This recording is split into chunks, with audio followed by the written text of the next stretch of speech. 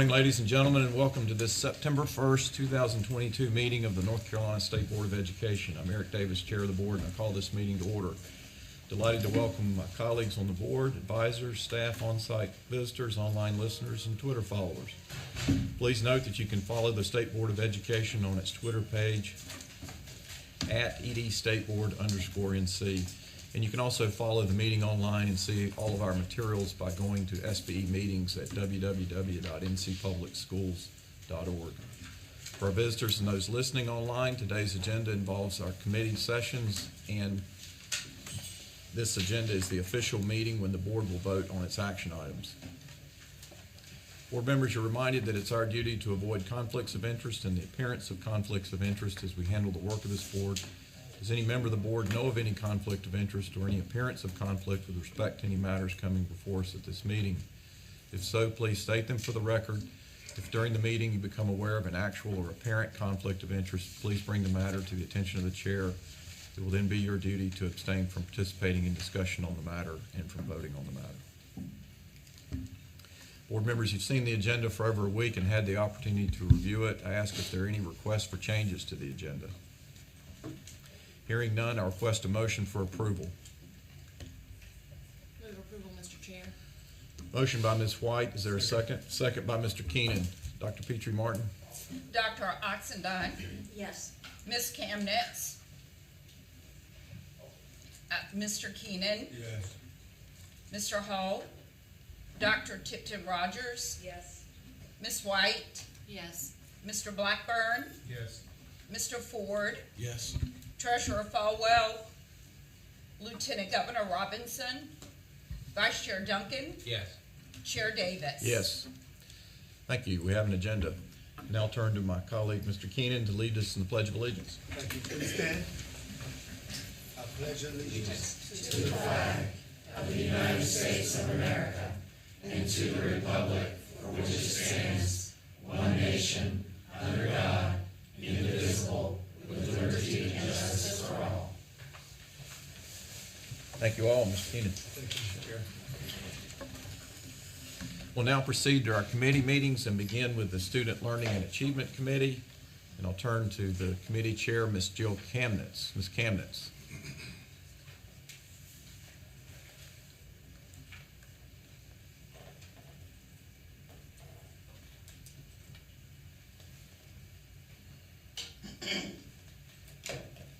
Give us just a moment.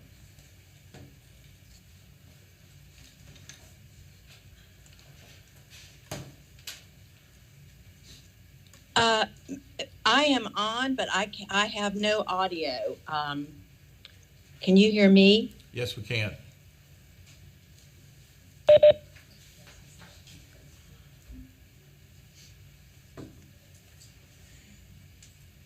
Hello? Sound. We can hear you, Ms. Kamnitz. Can you hear Okay, us? now I can hear you. Terrific. The floor is yours. Oh, thank you. I saw everyone standing and thought, uh-oh, I'm in trouble. That's the flow. Okay, thank you, Chair Davis. I share the work of this committee with my colleague, Dr. Olivia Oxendine, and I would just like to say, to start off, that my apologies to everyone that I can't be with you this morning. I wish I could be. We have a very long agenda today, so let's get moving with our items of new business, which will be very familiar to everyone since a couple of them we are hearing updates every month, and we'll start off with K-12 Science and Healthful Living Standards. Dr. Day, are you going to start us off, or are we hearing directly from Dr. Essick or Dr. Aiken? I'll present this item. Okay, go right ahead. Thank you. Good morning. We're excited to bring our monthly update on the K-12 Science and Healthful Living Standards. As a reminder, our policy is SCOS 012, and that guides our work around facilitating the content standards review and revision. The Internal Procedures Manual lays out our process. We are typically in these pages for where we are right now. We're pages 12 through 18. Those pages will give you more detailed information on our process. As a reminder, For science and healthful living, we're in a hybrid approach. The manual is written for typically a year for review and a year in revision. We are combining that into both phases into about a year. And while we've come very frequently over the last couple months for updates, we are still fairly early in our process, especially for healthful living. Last month we paused to collect more data. So in the overall scheme of and picture of the process, both teams are fairly early in this. We have a lot of work to do before we get to those standards. We broke up the two content areas since they are diverging just a bit with the delay. For K-12 science, completed actions, we've closed the PSU survey, completed all focus groups, all interviews.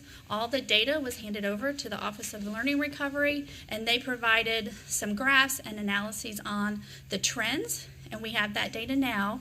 Next week, the DRC will meet and take that data and make their conclusions and their recommendations. We are also finalizing the standards writing team. We're almost there. We have a couple more who have had to decline, so we're working through that list, but we have finalized pretty much the standards writing team, which will meet in October. Our next steps next week, as I said, is orientation for DRC, the Data Review Committee. They will work for about 3 weeks, 3 or 4 weeks on that report, sifting through the data and making their conclusions and recommendations. The team behind the scenes here will begin planning for the standards writing team orientation in October.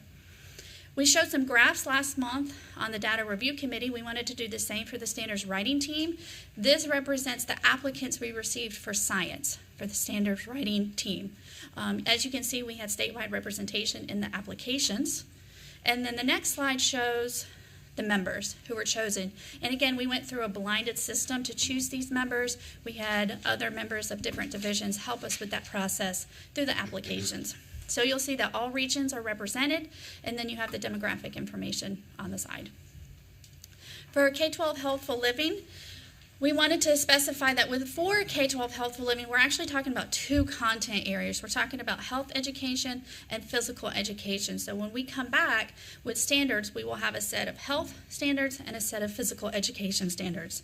Currently, in our current North Carolina Standard Course of Study, we have 5 strands for health education. Those are mental and emotional health, personal and consumer health, interpersonal communications and relationships, nutrition and physical activity, and alcohol, tobacco, and other drugs. For physical education, we have 4 strands: motor skills, movement concepts, health-related fitness. So that's where we are for Healthful Living. We have the two strands. Next, we will show where we are. We have opened everything back up. We opened up the DRC applications, the SWT applications, the stakeholder survey, and we are working to hit our threshold for the PSU surveys. Currently, we're at about 60% of PSUs that have submitted. So we will continue that communication with leaders to make our 80%. That's it. Questions for Dr. Day?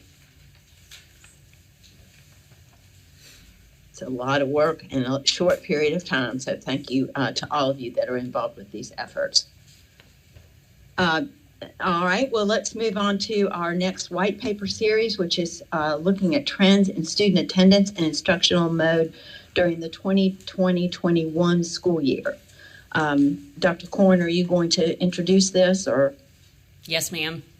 All right, go right ahead. Great. Good morning, everybody. We are back again this month with another update. We, as you all know, through that partnership with the EVOS team at SAS that we had last year, and we're continuing for the upcoming year, we've decided that we really want to be able to continue to unpack that data. When we initially presented it, it was these kind of big, like the biggest effects you guys saw across the state. And so we're using this white paper series every month to be able to go back and kind of unpack and dig into that data a little differently, look at some interactions. So this month, I'm going to have my colleague, Kaylin Clifton, come up and talk about trends in student attendance and instructional mode during the 2020-2021 school year. Maria, if you'll go to the next slide.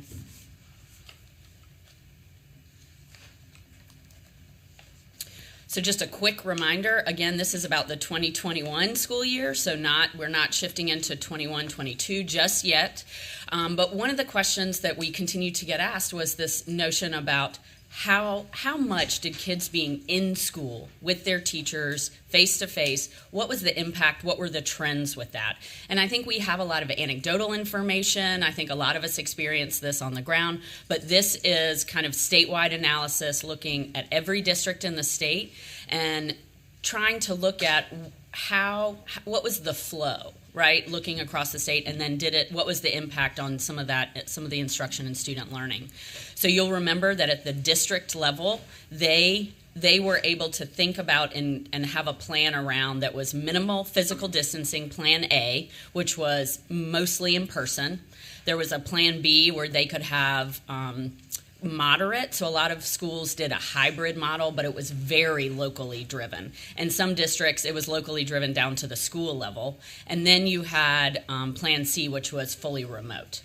So we're trying to look at that just a little bit, and we'll continue both using these kinds of analysis throughout the year, and then we'll transition that into the next partnership with the EVOS team too. So I'll have Kaylin come up now.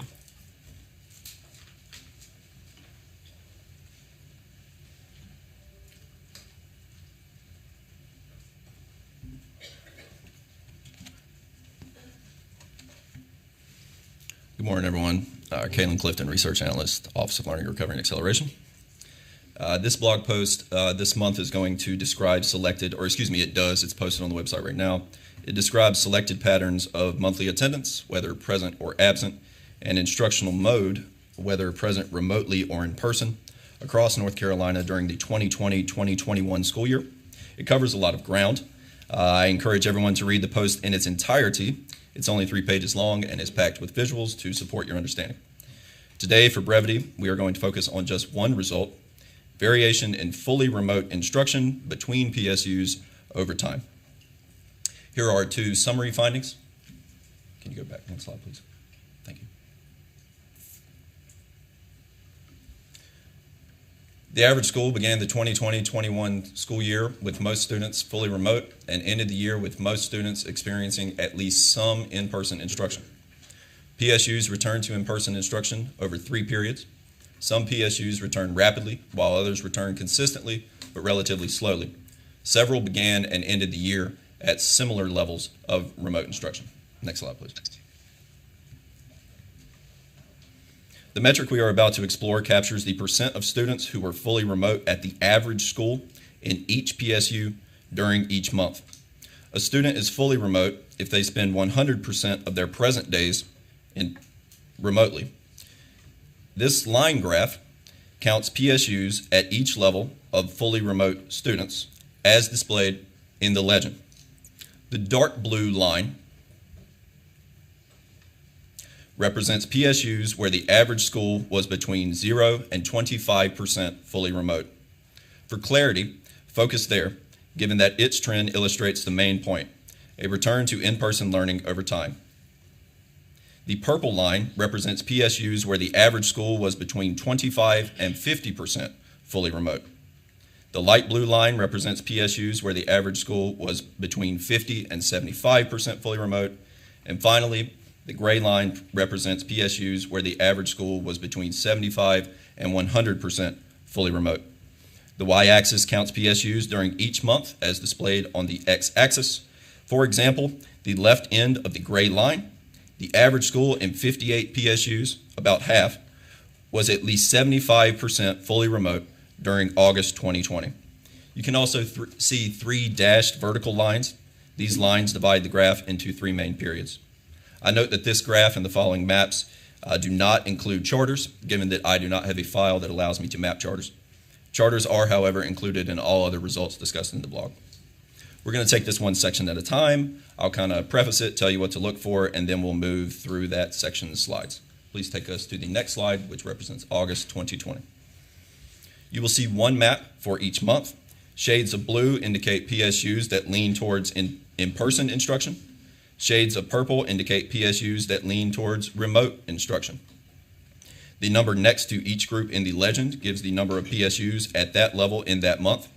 For example, this again shows us that the average school within 58 PSUs was at least 75% fully remote during August 2020.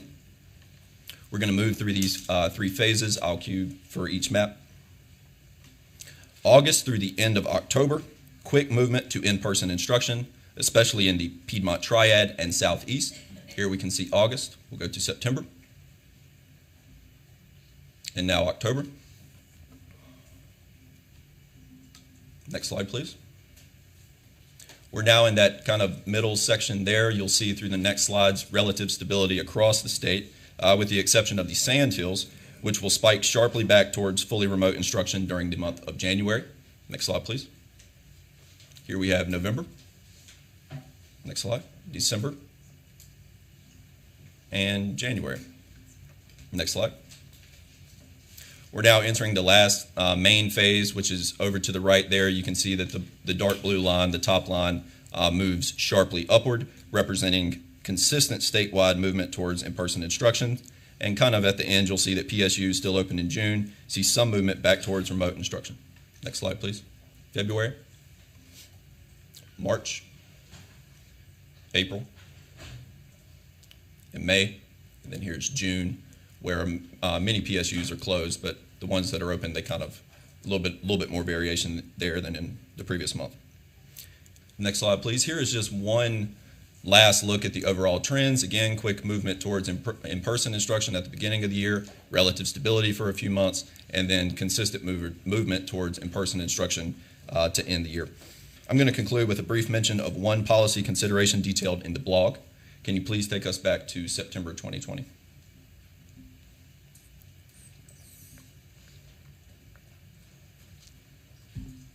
In the blog, we've got 4 considerations for policy. I, again, encourage you to reference there. Look at all these beautiful colors.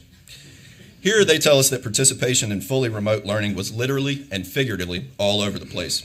More over here, less over there, scattered all around. But consider, if instead of mapping PSU specific values, we mapped only the state average, all PSUs on this map would be light purple. That wouldn't tell the full story. And in fact, it might be quite misleading.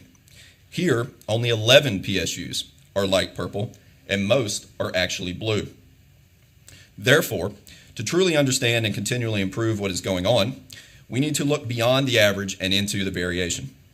Whereas averages may tell us something about excellence, they tell us little of equity.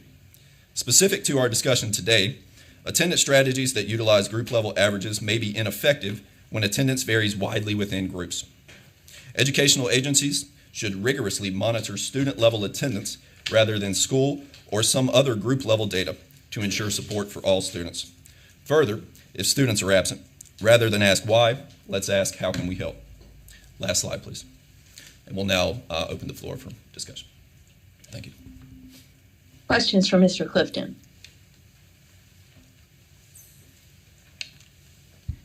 Madam Chair?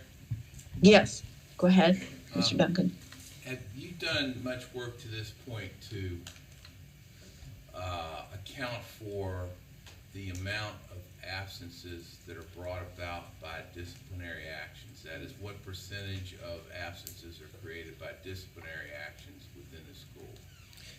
That's an excellent question. I myself have not looked into that. I have not seen that data. I would be interested in seeing that to see what proportion of absences are. I would also. All right, a question to answer for us, Mr. Clifton.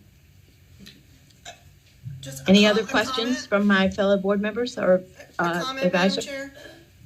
Yes. So so piggybacking off of Vice Chair Duncan's comment, that would be very interesting because we know that in the set of data that you're looking at here from 2021, where we saw the discipline data plummet because kids were not in school. So I think that we need a separate study that would look at attendance data outside of the pandemic. And then, and this would be something the Center for Safer Schools would do in the discipline report, and look at attendance data and just pull, back out the disciplinary absences. Mm-hmm. And it would, I think that further that point, it would be important to be able to disaggregate the data so that you would be able to tell from a demographic standpoint the effects across our student population. I think On subgroups, yeah. Understand. Yes, sir. All right, any other questions or requests or comments? Ms. Chemnitz, this is Olivia. I have a quick question. Yes, go ahead, Olivia. This may not relate specifically to attendance, but I would wonder if you have plans of collecting data around any revisions in the statutory requirements for, let's say, time to teach language arts and how that may have impacted achievement. If, let's say, all the changes resulting from COVID instruction, if school systems had to cut back, let's say, 20 minutes on teaching social studies. I guess my general answer to that question and kind of the general theme there is I am here to use data to make recommendations for policy to drive decision making. So if there are questions like that, similar like that, and we know that we have the data, which we have a very robust longitudinal data system, then I would be here to serve. Right, because that would impact, either way, it could, achievement, if there were variations brought on because of the pandemic, and time for instruction, because there are some, at least policy, maybe state laws that regulate time for instruction for continuity. Yes. I would think the first question would be, do we even have access to that data during that time? It would probably be survey questions of the school district. All right, perhaps we can discuss that further. Thank you, Ms. Candace, and thank you for the fine presentation. Thank you. All right, thank you, Mr. Clifton. Really interesting data, as always, from you. Finally, our last item of new business is North Carolina Computer Science Update. I believe this is Dr. Day. It is. Good morning again. I'm excited to bring a computer science update. We have two presentations that I will introduce and will take place after I do these introductions. I'm very honored to introduce the first presentation. It's a teacher team to talk about the work they've done around STEM. Donna Pyatt and Renata Crawley from McDowell County. They also have their leadership with them today. So we're excited to hear about work they've done in the K-5 space with computer science. The second presentation, immediately following the first, we will hear from the IMCS Summit Student Leadership Team. Gabrielle Hoskins, Whitley Riles, and Amaya Rivera will take us through the amazing work they and others did to plan and facilitate the very successful 2022 #IMCS Student-Led Summit. We're very fortunate to have these guests with us today, and we're in for a treat with both these presentations.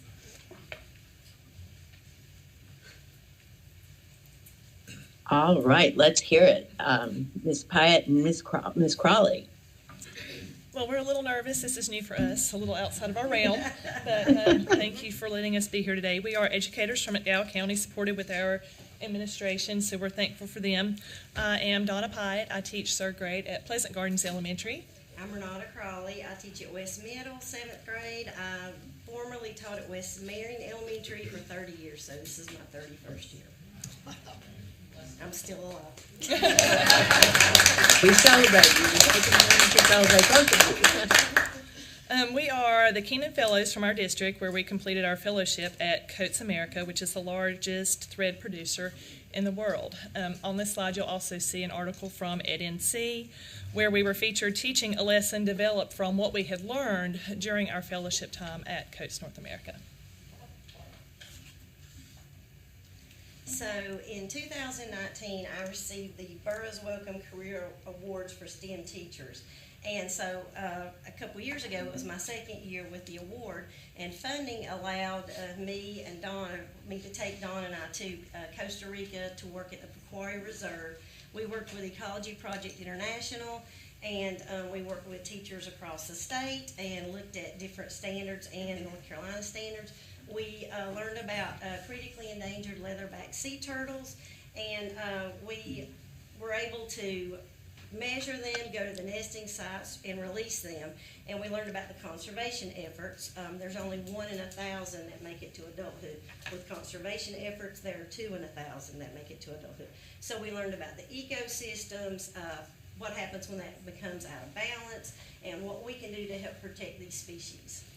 You'll notice on this slide you can actually see the little baby turtles, which was very impactful for us. We actually got to handle them, like she said, weigh them from tip to tail. So weigh them, got to use all the skills that the students would use in the classroom. You'll also see there's a collage, kind of an art project that some of the research scientists had started while they were at the Pequari Reserve, and they had picked up the trash along this area and started making a sculpture. There were things in there like shoes, trash cans, things, and this is in a very remote area. So that was very impactful for me. And down at the bottom you can see that's actually a turtle nesting site. While we were there during our 7 days with no air conditioning and staying in a hut in the middle of the rainforest, which was very impactful in many different ways, we learned about making the nesting to protect the sea turtles to help them reach adulthood. So what the scientists would do, and they were young, they were like in their 20s, and they were getting their doctorate and doing all their work to improve their education. We would learn from them, and so when we came back to the United States, I really wanted to get like a school bus that would go to different schools and kind of do the magic school bus Miss Frizzle thing. And Mr. Garrett, Mark Garrett at the time, I was like, what about the school bus that was going to the junkyard? And he was like, no, it's dead, it's dead. He said, what about a van? And I said, oh, I can drive a van. So it's a 2000, it probably can't go outside McDowell County, but it only has 75,000 miles on it. So I've been putting the miles on it, but we got it wrapped for full STEM ahead, and so we started our program. While we were in Costa Rica, we did, like I said, we developed the lessons. We worked with on next generation standards and North Carolina essential standards, and we created a lesson on predator, prey, and conservation efforts. So basically, we just got buckets of sand. We got ping pong balls for the turtle eggs. We buried them in the buckets, and then students had to take on the role of predator. We learned that there were crabs, birds, all kind of predators that would dig into the nest and get the eggs. So the students took on the role of predator using utensils, tongs, spoons, all kind of stuff to represent human development, animals. They would dig in the sand, we collected data. Then they became a conservationist, and they created and designed a protective covering to put over their bucket, and then they became a predator again so that we could compare and contrast the data. So we went to every single elementary school, and we worked with every single 5th grader in the district. And we took a pre and post test. We did surveys. The pre and post test showed that, and it was on food chains, ecosystems, turtle ecology. Pre-tests were 62% passing rate, post-test was 88% passing rate. Wow. And then we also went to many festivals. I really wanted the STEM van to put a face with the van so that when students in our county saw it, they knew they were going places. We're in a rural county. A lot of our students don't go. They've never seen the beach. So we wanted to take the world to these students in the STEM van. So every STEM festival, any science night, anything in the community, the STEM van was there, and our kids were really excited about it. In one picture, we got VR goggles, and so I saw this little boy, and he kept poking at his mom, and I thought maybe I taught him in summer school, I don't know. She came up to me, and she was like, you must be the turtle lady. I said, I am the turtle lady. And she said, well, that's all he's talked about. Ever since you did, you and Miss Pike did your thing, that he came home and he just talked about it nonstop. So I thought, okay, we're going somewhere. So we are definitely making an impact. You can see, if you'll go back just a smidge, because this is where my heart is right here. So in the bottom pictures, you can actually see these are students in my classroom. Because of my love and our love, and we just poured our hearts and soul into developing these lessons, I brought back this information, and I have my students at a STEM night. It was all based around what we had learned, and it was turtles, and it was an Earth Day event. And what we had learned was when turtles actually are in the ocean, one thing they do is they will eat the plastic trash bags because they think they're the jellyfish. And so there was a club at the high school where I am, and they were taking plastic bags and they were making them into mats. They're called a plarn, so it's like plastic yarn. And so we took that information, so we made a connection with within our own community with the high school students, and they taught us how to use those plastic bags and start weaving mats. And so you can see here students actually took that information, they started weaving mats to donate to the homeless population, and I had some even take it further. They were making pillows, anything that they could think of. I had some that were making jewelry, so we could reduce our environmental footprint on the world. All right, so this summer, I really want to promote equity in education. A lot of our students, they have to babysit, they don't go to summer school, they don't attend, there's not a science camp, they can't afford it. So I wanted to take the STEM van into different communities. So I went to a city park, I went to an apartment complex, and I went to my former elementary school, the one that I taught at, and I met with students for 2 days a week for 4 weeks. And they created mini gardens to take home. They made their own organic pesticide spray. We built robots. They did experiments on rocks and minerals. And one of the things that we saw when we did our industry site visits was that our students, when they go into the workforce, they are lacking soft skills. You can have a straight A student, but if that straight A student can't communicate and doesn't show up for work, that's a huge, huge problem. So I wanted our students to feel connected to their community, to each other, to the world, to nature. So that's why I did that. Some days, and it was in the summer, it was the first time I did this, but some days I had 1 student, some days I had 15. But that 1 student came barreling out of that car with the book that I'd given him the day before on rocks and minerals. And one of the survey questions was, do you talk about science camp to friends and family? He said, oh yeah, as soon as I get in the car, I chat about it all the way home. So that was very impactful for me. And then they took a post survey. There's a picture, that's where they made their mini garden. And then at the right is a little gazebo in the apartment complex. So I would just pull up in the parking lot. Some kids walked, some parents brought them. And they're looking through microscopes, learning about beneficial and harmful insects. And so I don't know if I can read that. The post survey, let me just read that real quick. Go back just a little bit. Go back one little thing. Go back one little slide. Here it is. So, on data, I feel confident while participating in STEM activities. Pre was 77, post was 100. I've attended science camp in previous years. Pre was 16, post was 100%. So these kids are feeling connected. The best part is the last one. I've worked with students that are in my community for the first time. Pre was 38, post was 61. So you have students that are living within walking distance that don't know each other. It is really up to us to build that sense of community so that our kids feel that connection. When they do that, then they're empowered. Then they can change the world.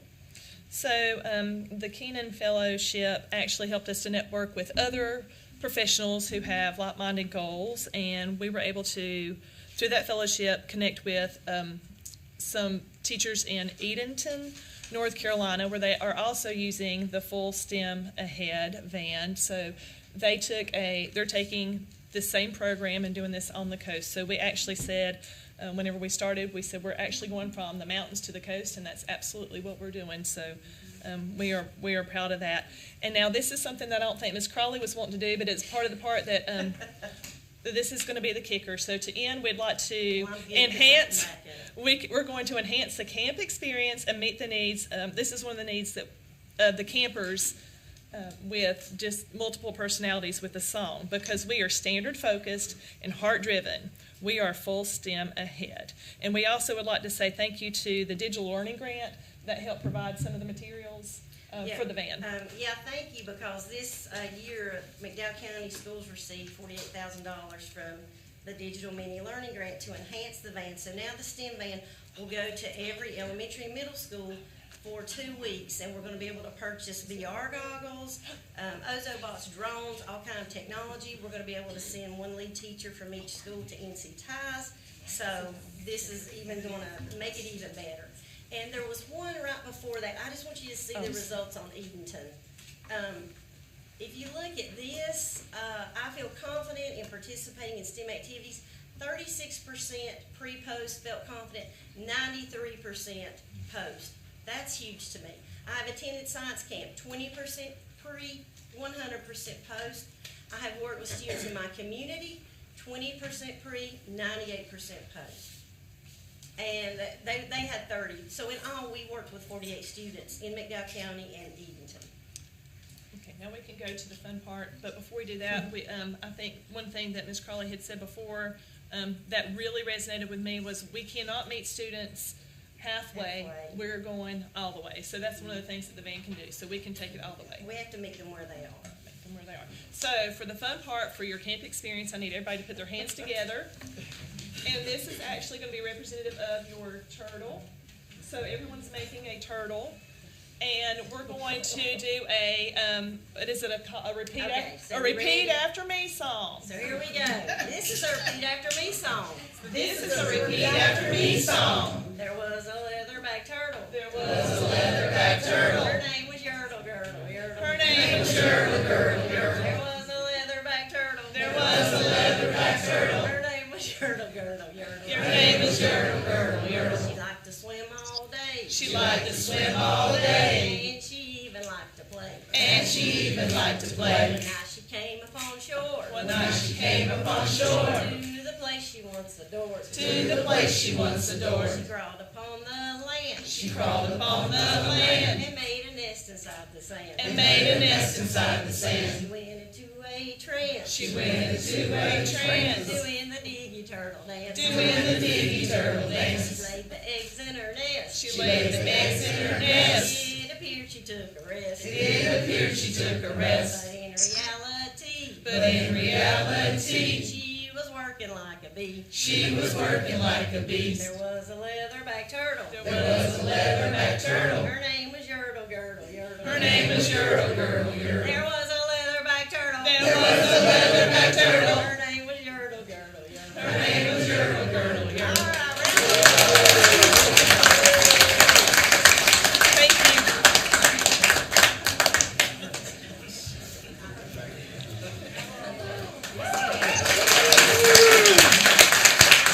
I think my audio is going again. Can you all hear me? Yes. Okay. All right. Thank you both so much. That is exactly what a wonderful way to start out our meeting this morning. And I just have to say, I'm sure that there were others around the table who were thinking, how are they going to take turtle nesting in Costa Rica to McDowell County, North Carolina? But you just exhibited exactly what makes a great teacher, because you took that original thing and made it work where you are and for your students. And oh gosh, just such great story. Any questions for our presenters before we move on to the students? I believe Ms. Floyd has a question. Ms. Kim? All right, Ms. Floyd? Thank you so much, Dr. Kamlitz, for that moment. I literally just sat here and said I wasn't thinking how did that happen, or how did they bring the beach to McDowell County, because a teacher did that. And so it made sense to me that that's possible. I actually got to spend time with Miss Crawley just last year around this time, and it was really intense to have both of us with all this energy in one spot. But I just want to say thank you so much, Ms. Crawley, for your dedication. Thank you both for your presentation and sharing. Like, that was the one thing. I actually went to National Teacher of the Year events, and I literally told them about this van in McDowell County and the support of the Burroughs Welcome Fund, as well as Keening Fellows, to make sure that those networks are in place so that we as teachers can do what we do and share that love and go into neighborhoods. One of the things we talked about yesterday was how we want to break down barriers, right, and provide resources. And one thing that Ms. Crawley mentioned was, she said that she told her district superintendent she wanted a bus. But with a bus, you have to have a CDL license to drive it. And so the barrier was going to be the barrier. And her superintendent continued to support her and said, why don't I just give you a van?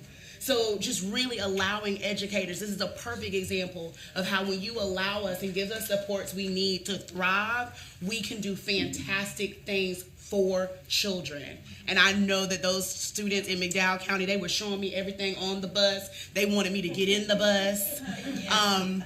We had a good time. But I just wanted to say thank you so much for sharing this. I know my post didn't do it justice. This was amazing. And I didn't even get the song, So, but I truly want us to remember that when we have supports in place, this is what can happen for kids. So, thank you. Thank you for those comments. And now let's move on to our students. Hashtag I am Ms. Kamnitz? Yes. Ms. Kamnitz? Yes, Sorry, could I ask a quick question? absolutely. Sorry, I'm not there, so you have to just let me know. Okay, thanks. So I think the Keenan Fellowship is often an overlooked gem in our state. Could you describe what that Keenan experience meant to you as a teacher and how it impacted your students? So I actually was the first Keenan Fellow in my district. And so, Can you step towards the mic? Sorry. Excuse me. I was the first Keenan Fellow in the western part of the state, because it was usually just something that was done around this area. So we're very fortunate to have Keenan Fellowship moving western ways. And so what it did for me was it just opened a tremendous amount of doors. It was the fellowship. It is the networking. I mean, just to see how, and what, just to reiterate what you said, making those connections to where we can take what we know and we can meet with people from all over the state and we can grow as educators, because I know that our heart, I was talking to people today about coming here and I was like, gosh, I'm so nervous. And they're like, your heart will shine through, because this is definitely our passion. So meeting with people who have the same passion that we do just kind of gets us all, I mean, it just gives you that feeling that you can't get anywhere else. So it's the networking. It was making the partnership connections through with the local communities. I've lived in McDowell County my entire life. My mother actually worked at Coates North America whenever I was growing up. And I had no idea, whenever I spent 3 weeks there, the things that they actually did, where they started, how they've overcome their barriers because they made thread. Well, now all of these jobs have gone off somewhere else. What are they doing now? How did they keep up? And so, and what can I do in my classroom to make sure that my students are not just thinking about the jobs today, but the jobs tomorrow, because the jobs today will not be here tomorrow. But what can we do to move forward and assist our students in being world changers, life changers? And so it was probably the best professional development that I've had is the Keenan Fellowship. And for me, that was the first time I had been in an industry. Like, I'd been in education all my life. So, you know, that was eye-opening so that I could learn the skills and in the workforce and then apply it into the classroom, especially with STEM activities. And also a part of, from Keenan Fellows, we also are a part of STEM Work, which is a smaller idea, if you will. So we have teach educators in our district, and we have a STEM Work team that goes into industries, and we work on project-based lessons. We meet on a regular basis, and then we share our lessons within our district. So we're in the process of that now. Last year was the pilot, so this year we have a STEM Work team in McDowell County, and we've already visited 3 different industries. Thank you so much. Thank you. Back to you, Ms. Kamnitz. Thank you, Ms. Pyatt and Ms. Crawley. And now we will hear from our students.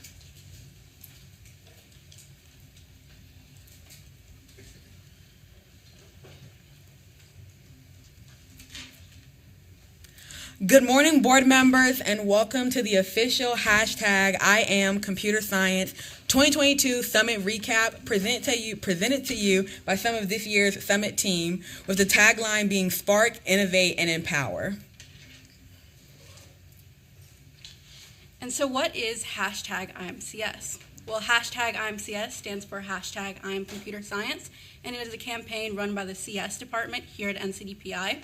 And the aim is to showcase young girls and young women all around North Carolina that a career in computer science is achievable, rewarding, and in high demand. And so for this year, we had a ton of goals, but today we'll only be highlighting 4. Number 1, we wanted to grow our leadership team of student leaders and break down work into several committees. As last year, we only had 7 student leaders compared to this year's 20. So as you can imagine, that was pretty stressful for those 7 students, so we definitely wanted to add some more people onto the team. Number 2, we wanted to grow our network and partnerships so that the CS mission can spread. Number 3, we wanted to ensure participants leave with resources to learn and experience more in STEM and CS, as we didn't want the summit to just be a one-pit stop for learning about STEM and CS. And last but not least, we wanted to enhance the experience of participants by providing more options, whether this be more speakers, having it in person, or more workshops. And we wanted to engage every participant, so not just students, but also parents and teachers.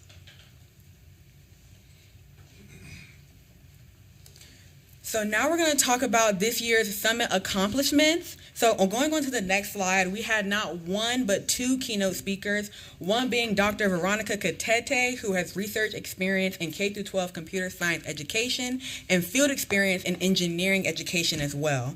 Our next keynote speaker was Ms. Marie Hopper, who is the president of First North Carolina, which is a nonprofit dedicated to inspiring the next generation of innovators and STEM leaders, and she's very passionate about the mission of First and make sure that every student in North Carolina has access to a quality First program. And so we had 5 student-led workshops at the summit. On the screen, you'll see all of the posters for all of the workshops. We wanted to emphasize that everything was student-led, as well as we had a parent and teacher workshop happening at the same time. So not only were the students engaged, but so were the parents and the teachers. Moving on to the summit highlights. In addition to us creating everything, by this I mean we created graphics, our website, marketing posts, logos, posters for workshops, and merchandise. This year we had 5 STEM computer science workshops, keynote speakers, over 100 students in attendance, mostly due to field trips. This was a big deal because it brought a large number of students, exposing them to STEM, CS, AI, and robotics. So the next 3 slides will be testimonials from participants of the summit. Our first testimonial is from a parent, Ms. Terry Stover, who wrote that my daughter's on the fence about technology, but after the drone workshop, she's excited to learn more. This was a phenomenal experience. A testimonial from another parent, Ms. Carrie Ann Stevens. I am happy that I was able to attend this parent session. I did not know much about computer science standards, but I will make efforts to learn more so that my daughter can better participate next year. And we have a testimonial from Carmen. She was in 7th grade, and she says, quote, I decided to attend the summit because I like STEM. I also really enjoyed the PH Lab workshop.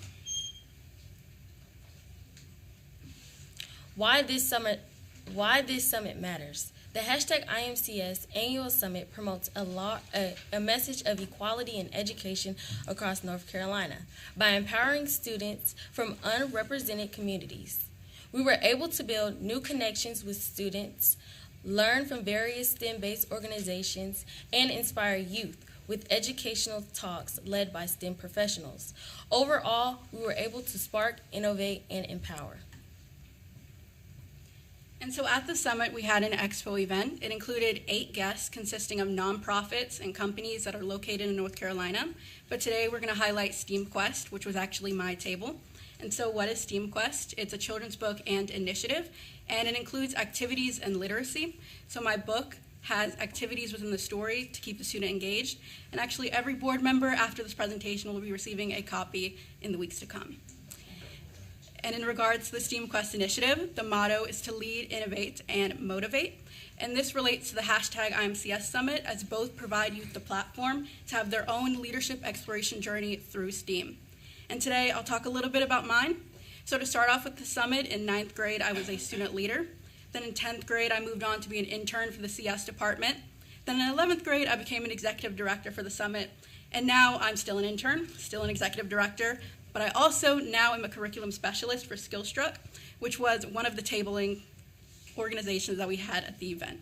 So this summit provides a lot of opportunities to youth. So now going on to our plans for next year's summit. We want to expand, engage, connect, and promote. So a new theme in greater student outreach, growing our team of student leaders and adding additional elements to the summit, while also making sure we get more potential partnerships with STEM and computer science leaders, educators, and organizations across the state of North Carolina, and also an improved and increased opportunity for marketing as well. So that concludes our presentation for our hashtag IMCS 2022 Student-Led Summit. We would also like to highlight our booklets. They have our contact info, and we would love for more board support and for you all to attend next year's summit. Please contact us via email. Thank you. Are there any questions?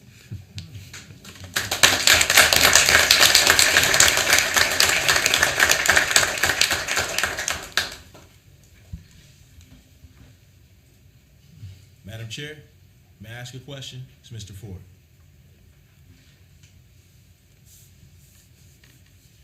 Yes, please go ahead. Okay. First of all, outstanding presentation.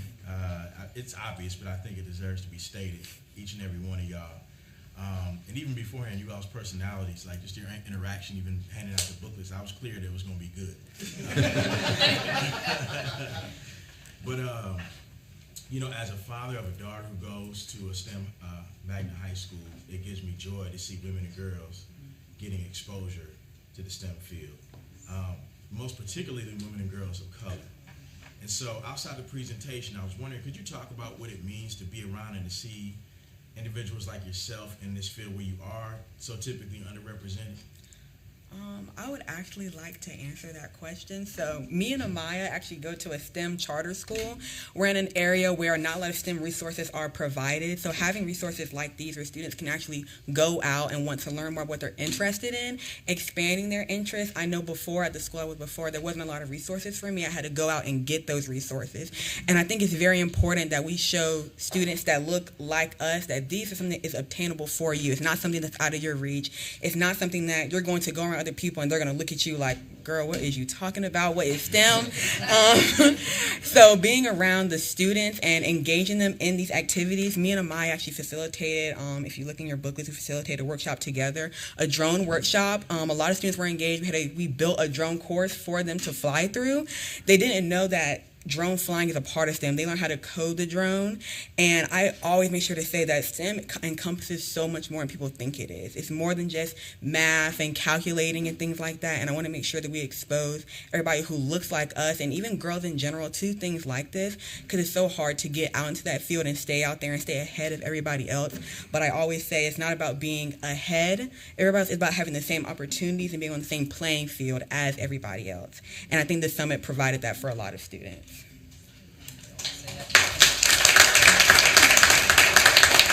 Thank you. Any other questions from board or advisors before we Ms. take Candace, a this is Mrs. White. I have one more question. A Yes. follow-up to Mr. Forbes. So can you walk me back through your journey and at what point was it an educator that sort of lit your STEM fire, or was it a particular class, or a combination of both? So that's actually a great question. I wish she was here because I talk about her a lot. So the school I go to, our STEM director for a long time was Dr. Tanya Little. She inspired me in ways that I honestly can't even begin to even state. I really was not interested in STEM a lot before I came to that school, and she really pushed me by joining me in different programs, having me do different workshops and experiments with her. Me and Amaya are actually a part of the first program as well. We were actually on the same FLL team together. We did a ton of research about biotechnology, and she's now on the FRC team of our school as well, and Dr. Little was a part of getting us both into this. We both wanted to learn more, and she helped provide us with those resources. Before this, I was not a very good presenter, which I know some people are gonna look like, okay, but she pushed me in ways that I honestly cannot even begin to imagine. I actually just did a presentation with her. I'm at Elizabeth C. State University about the importance of STEM to some future North Carolina School of Science and Math applicants, talking about how important STEM is. So she's one of those educators that really pushed me as well. You know, I'm not going to forget my mom in the back. She also pushed me. Like I said, I think it's really important to have people in your corner, especially educators, because when you leave the home, is there going to be a teacher or an administrator that's going to push you? And if there isn't one, then there isn't no motivation, because when you go home and you don't tell your parent, then your parents aren't going to know much about it either. So I think it's really important to have that educator. And Dr. Tanya Little was that educator for me. She gave me so many different resources now, and now I actually want to be a biomedical engineer. I have a job at an orthotics and prosthetics place. So it's a lot of levels that came to even being under her wing. So I really enjoyed her. I could talk about her for a long time, but Thank you. Any other responses to Ms. White's question? Chair Davis, this is Treasurer Falwell. I've been on since 10 minutes after 9. I just want to be recorded as that. Thank you. We have you, Treasurer. Thank you. Mr. Chair, I have one quick comment. All right. Well, we have started this morning with inspirational teachers and inspirational students. And before we move on to our our action items, let's take a short break and let's reconvene at 10:05. Okay, Ms. Camden, Mr. Keenan has one quick comment to make. So, Mr. Oh, okay. Thank you. Yes, Mr. Keenan. I'd like to very quickly, one thing that really stands out, a lot of things stand out, but one thing you just said that you reach back and help others. You got it yourself. Y'all got it. But you were really concerned about others getting it the way you got it. And I tip my hat to that. Great I'm about to All right, quick break before we turn to Dr. Howard and some very important data. Again, we'll be back at 5 minutes after the hour. Okay, we're on break till 10:05.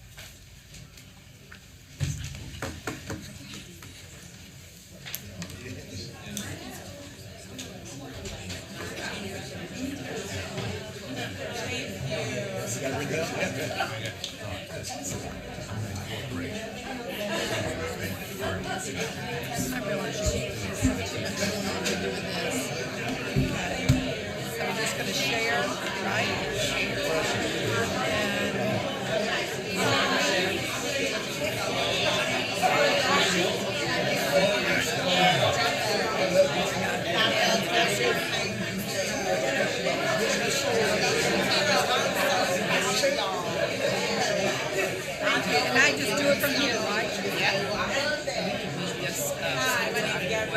Okay. I'm also going to get him to take this participant off. Okay. Okay, thank you.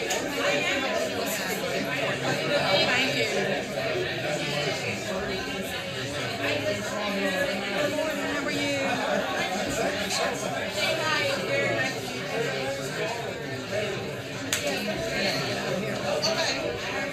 Let's just end there.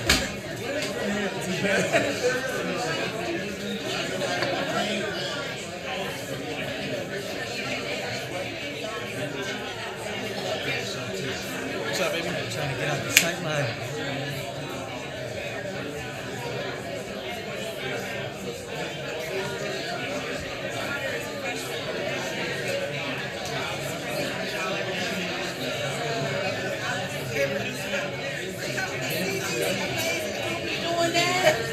Stepping over.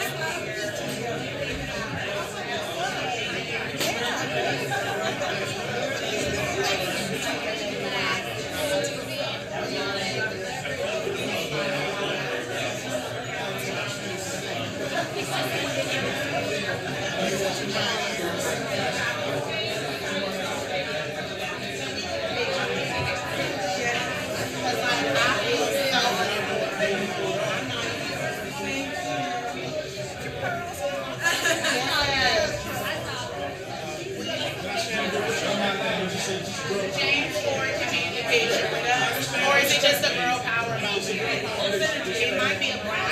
It might be brown or black. Yeah, lovely. We might have a couple of pictures.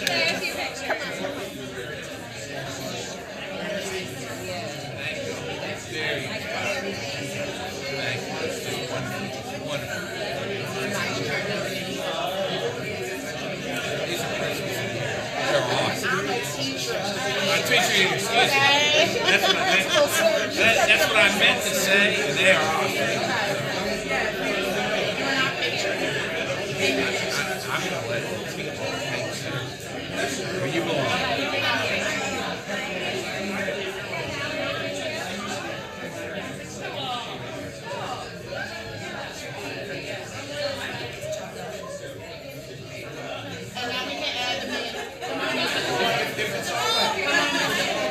He might want to solo.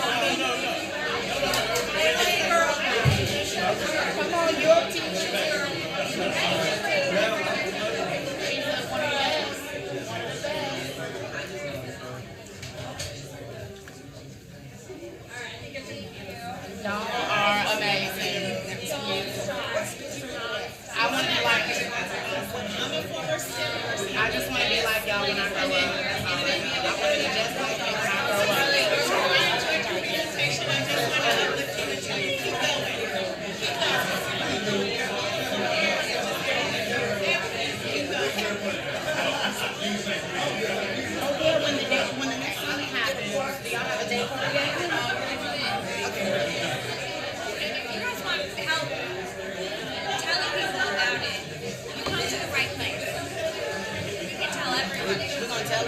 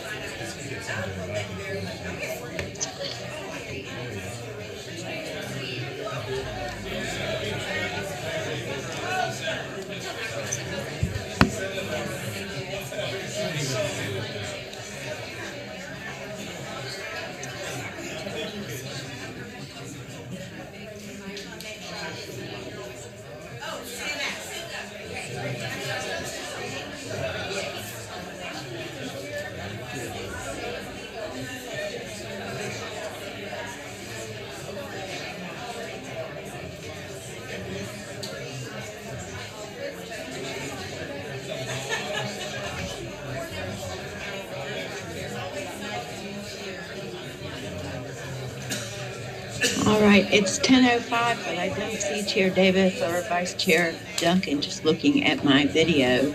So do we need another minute or two?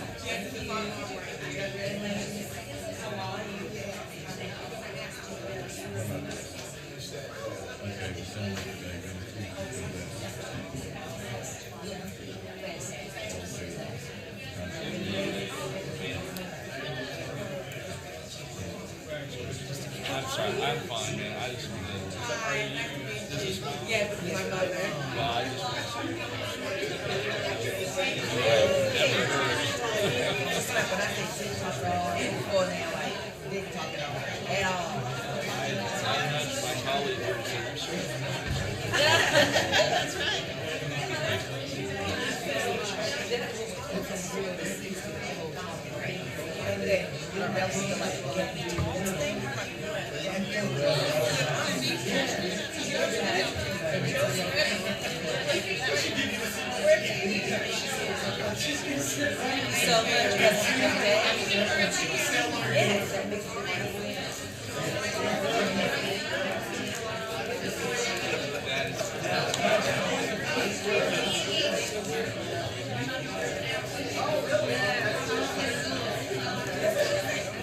So much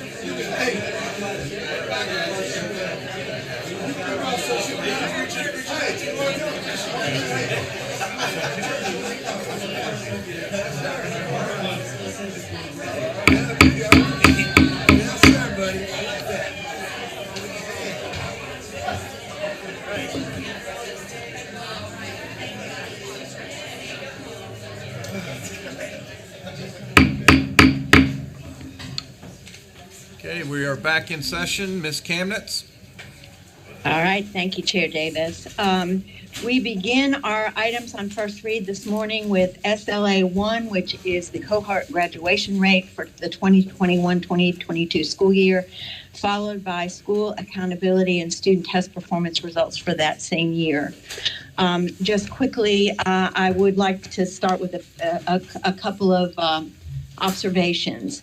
On Tuesday, we discussed the development of the North Carolina Portrait of a Graduate and related work to broaden our annual testing and accountability data beyond EOGs and EOCs. To echo Dr. Marr, we know that test scores alone are not sufficient to measure the performance of our students. However, we also know that those test scores, which we're about to delve into, are important information for our students, parents, teachers, schools, and districts. They reflect the tremendous efforts of our teachers to accelerate learning after COVID.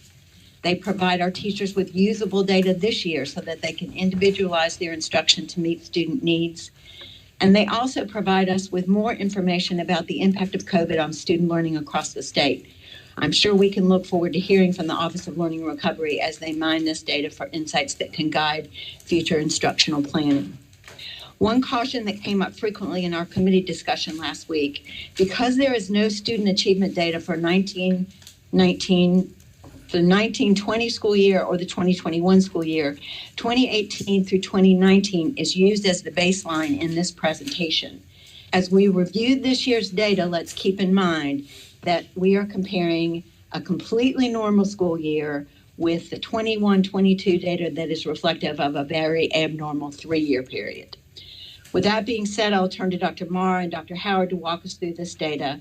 It's a lengthy presentation, but a tremendously important one as we look to the future. So Dr. Marr, do you want to start us off or go directly to Dr. Howard? Thank you, Ms. Candace. This is Dr. Howard, and thank you for that introduction. Hello. Good morning to everyone. And, oftentimes in such meetings, people in my position would say, wow, what a tough act to follow. That was pretty amazing. But I think it's a good setup, actually, because I think it reminds us of the breadth and the depth of what occurs in our public schools across this great state. And so while we're getting ready to look at some numbers that are very necessary and give us strong information, as Ms. Candace spoke to very eloquently, we also know that there is much more than numbers on a piece of paper about all of our schools. So to begin this morning, just to follow up briefly on some of Ms. Camden's comments, a reminder that we have been doing this reporting out of test scores and accountability since the 1990s.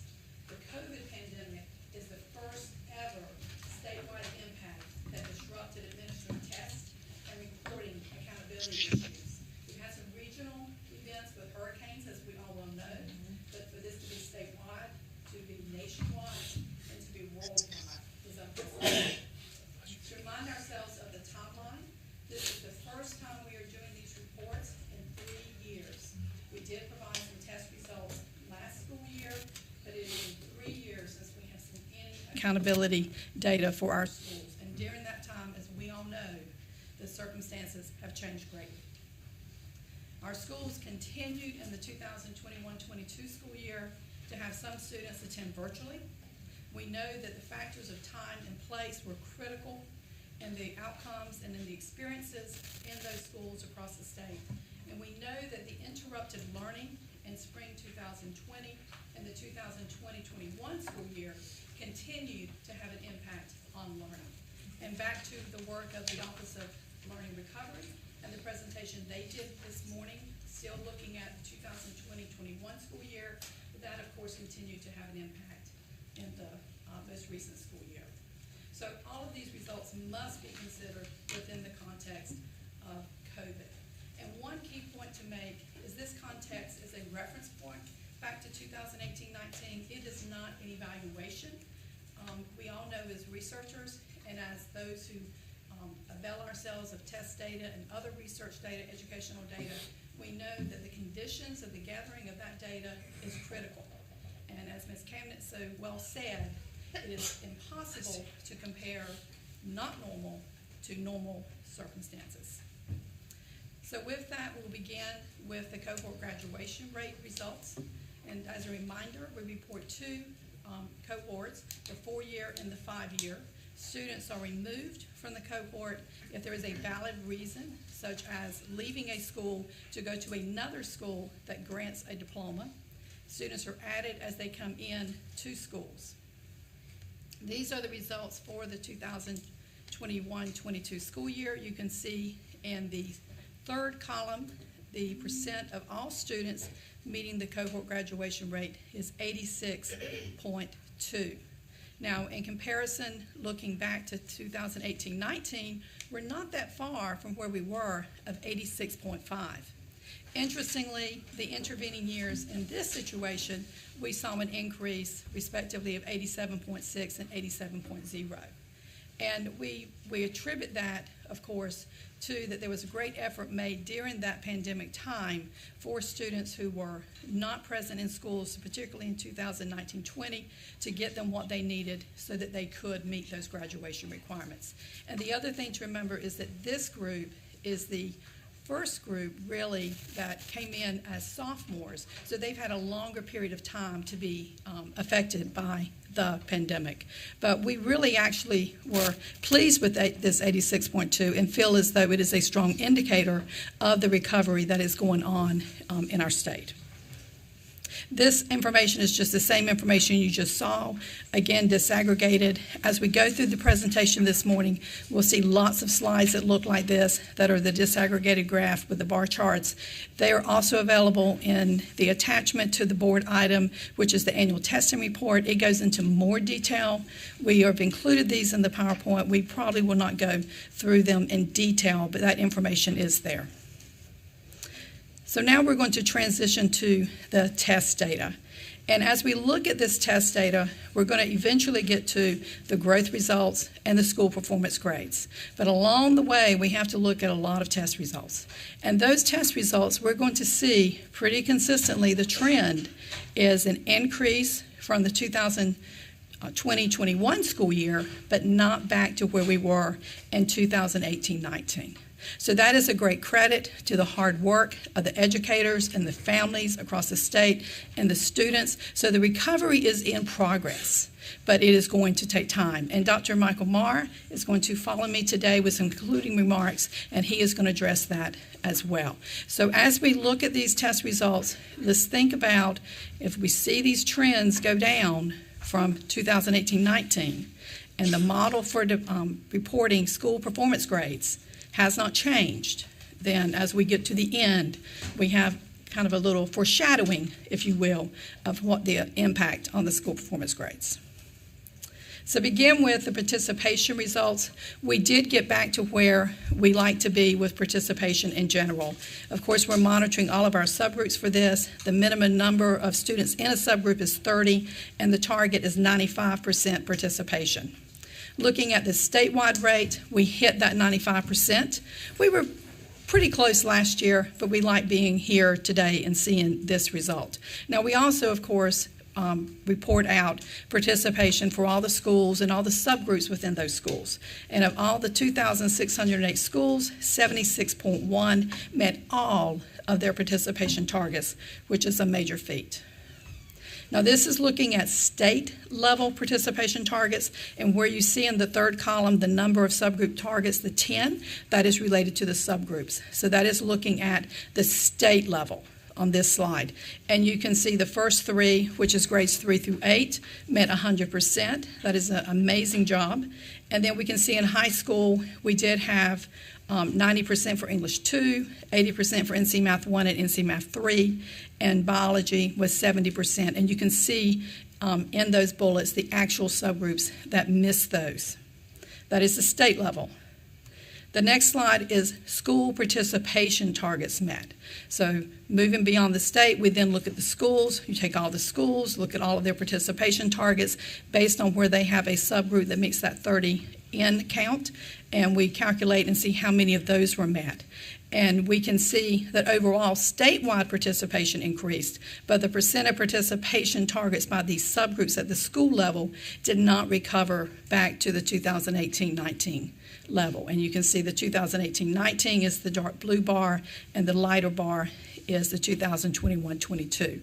And we're not completely surprised by that, going back to what we said at the beginning about the difficulty with school in 2021-22. So moving to the test results. Of course, we report out end of grade and end of course. Level 3 and above is grade level proficiency. Level 4 and above is college and career readiness. And we're going to begin with reading for grades 3 through 8, level 4 and above. So let's take just a couple of minutes here to look at this slide, because you're going to see several slides after this for other content areas.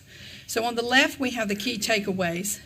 And looking at these slides these bar charts on the right, what you'll see is what we have already said is there is an increase when comparing 2021-22 to 2020-21, but it is not back to the pre-pandemic levels of 2018-19.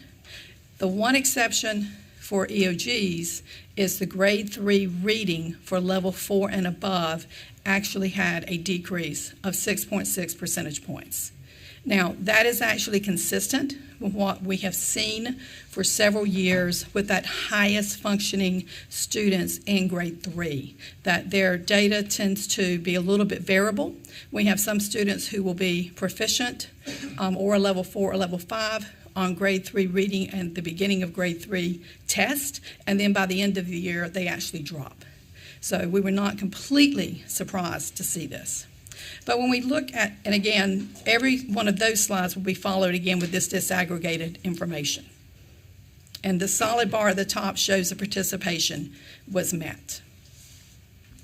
So then looking at reading grades 3 through 8, level 3 and above, you can see here, grade 3 now, the reading is also greater than the 2020-21 school year.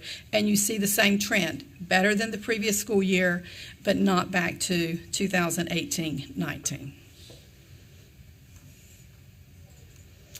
And then math, we see a little bit stronger of an increase compared to the previous school year than we did with reading. All of these increased every year, so that is great news. And then the disaggregated information, and you can see the participation was met. And then level 3 and above, it continues to be the same. Every grade level increased. And then level 3 and above for mathematics, the disaggregated information.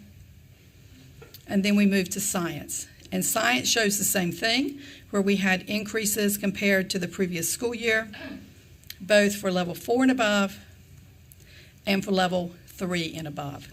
Grade 8 science is closer to getting back to that 2018-19 performance than several of the other grades are. And this is end of course, so we're going to take a little bit more time here. So you can see here. Dr. Howard, could we do a quick pause here and before we move on to the EOCs and any questions on the grade 3 through 8 data? Absolutely, thank you. Any questions of Dr. Howard before we move on to the high school information? Ms. Camnitz, this is Olivia. I have a quick question. Go ahead, Olivia. Dr. Howard, I was listening and trying to take notes and I missed something. You made a statement about the declines in grade 3 reading. So let me go back to that slide real quickly here. Yeah. So it was level 4 and above, and that's important to remember. That is the career and college readiness standard, and so that is a higher standard. So those are our highest performing students. So those students, there were more that were level 4 and above last year than this year. So my comment was that looking at the data for several years, we see some variability for those top students in grade 3. And that is best illustrated by our students who are proficient or level 4 and above at the beginning of grade 3, on the beginning of grade 3 reading test, and then at the end of the year they're not. Now for accountability, we use the higher of the two scores. But nevertheless, we do have some data that shows, I would term it as variability, not always as stable as one would think. Now 6.6 is not huge, okay, it's not 30 or 40, but it is surprising in looking at all the other grade levels for levels 3 and above and level 4 and above. Okay, thank you. All right, thank you, Dr. Howard. Any other questions before we move on to the high school data? Chair Camnitz, this is Mr. Ford. Yes, go ahead, Mr. Ford. Just a follow-up to that inquiry, and it may not be, reasonable to ask you to do this, but is there any speculation on what may be causing that regression, even if it is relatively small, from students who may start in the 3rd grade, achieving well, but then regress. Is there any speculation about what might be causing that? None that I think I could speak to. I think that is a good topic to add to the Office of Learning Recovery, even though it kind of predates COVID in a sense. It still is very relevant as we are in the situation that we're in, and that's the good part of having the Office of Learning Recovery, of looking at that research agenda and thinking about that more deeply. Thank you. Mm-hmm. I'd like to attempt to answer that question, if I may. So it's a very good question. And from what I've been reading and learning in our Science of Reading training through letters is that when students learn to read with a look-say method, where they are memorizing words instead of learning to decode words, they will reach a certain level of proficiency and then they will decline, because as the reading gets more complicated, as it does with third grade EOGs, because it's measuring comprehension, not just phonemic or phonics, phonemic awareness or phonics, once they are approaching that reading to learn stage of their elementary career, the reading gets more complicated and they cannot decode words. And so because they cannot decode words, they are not proficient readers. And so that is one of the purposes of providing the professional development to our teachers who did not receive that in their educator prep program. They need to teach young readers how to decode words. And I'm confident that in a couple of years we're going to start seeing that trend reverse. Thank you for making that point, Superintendent Truitt. That's very helpful. All right, if there are no further questions on K-8 or 3-8, let's move on to the high school EOC data. Okay, thank you.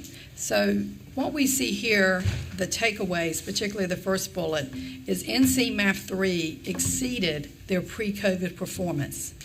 They had a percent level 4 and above at 32.1.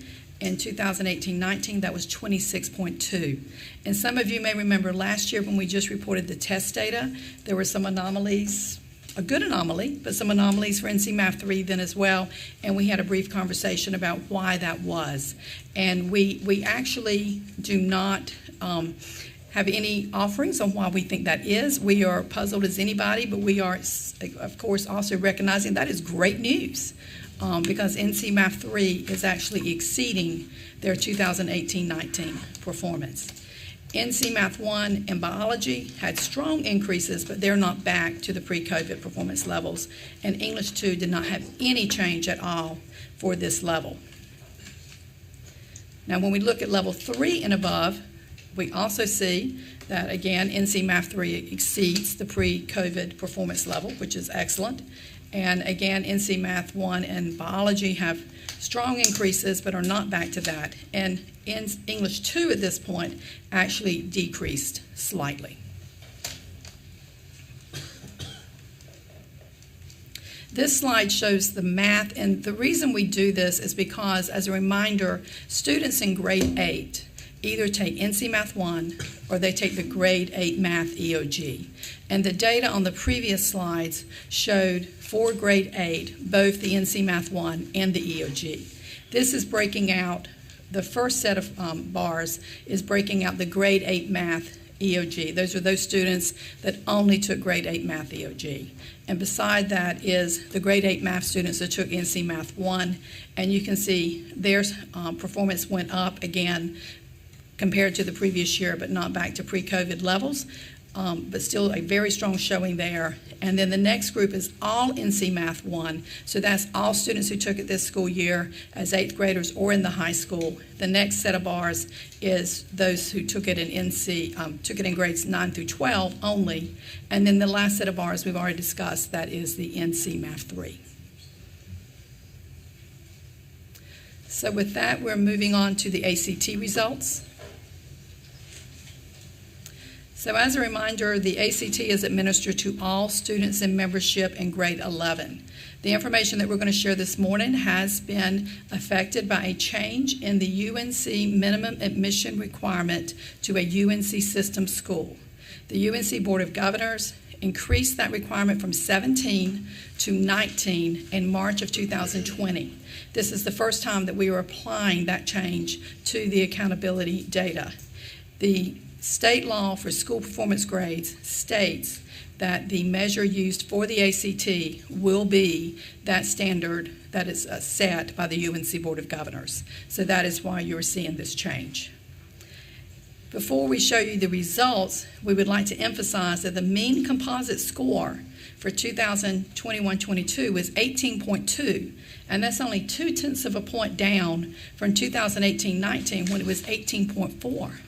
So in many ways, ACT is really holding that 2018-19 performance, which is another lens of good news that we're seeing here.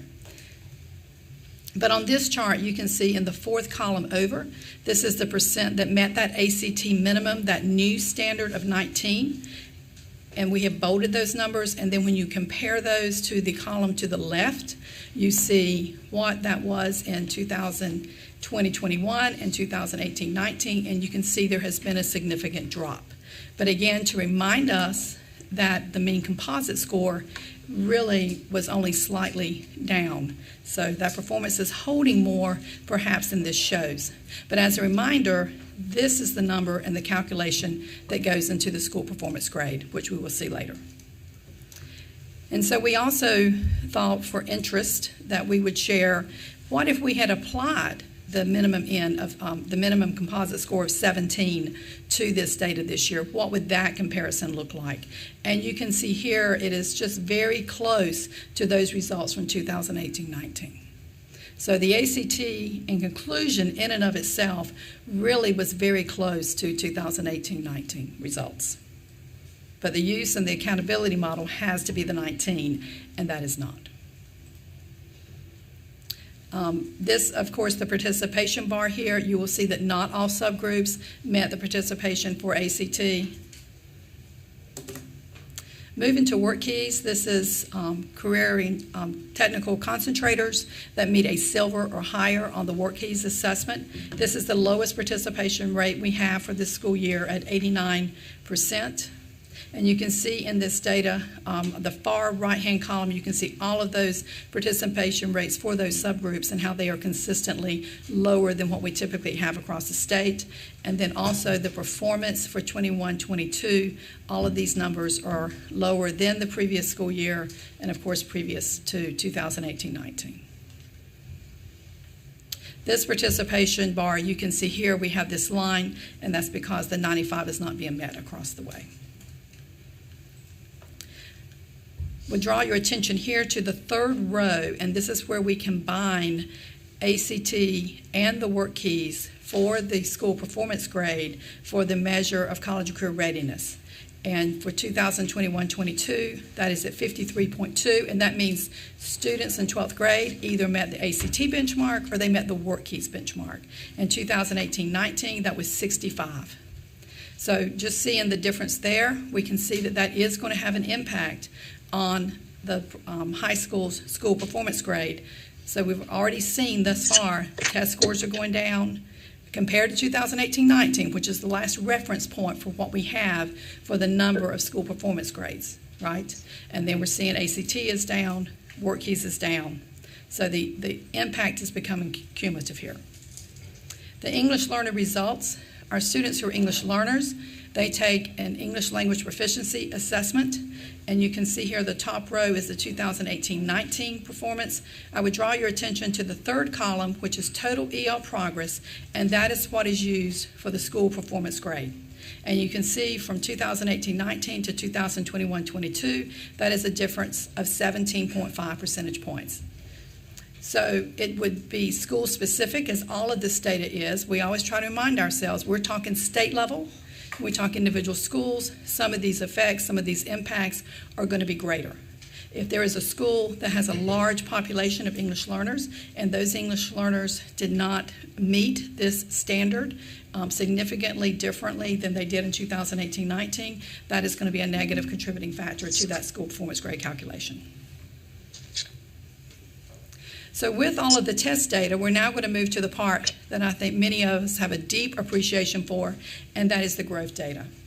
North Carolina, as we all know, has a long history with growth dating back to the 1990s. I dare say I do not think any other state has that.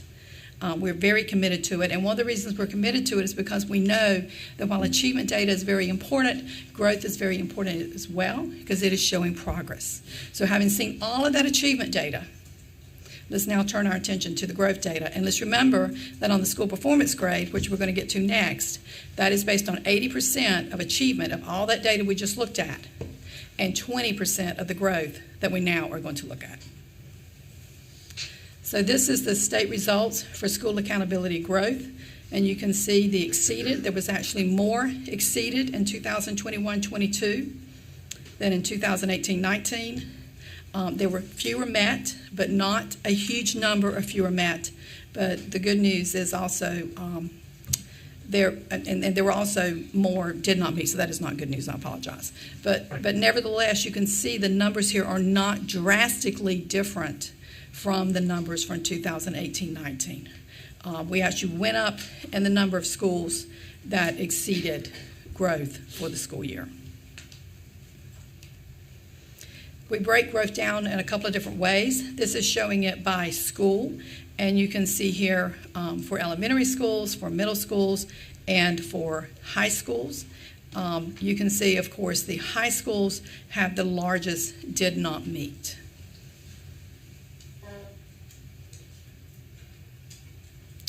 And this is breaking it down by subgroup. So each subgroup gets a growth status, and you can see the distribution here across exceeded, met, and did not meet. So now for school performance grades. As we have said, student achievement is 80% and growth is 20%. That achievement is based on the test scores, of course, from EOGs and EOCs, the percent of English learners who meet the progress standard on the English proficiency test, and the percent of students who graduate within 4 years of high school. And of course, we know growth is 20%. High schools do have some additional measures. They have math course rigor, and of course, as we've discussed, they have the ACT and the Workkeys combined. It's on a 15-point scale. And these are the results for school performance grades for the 2021-22 school year.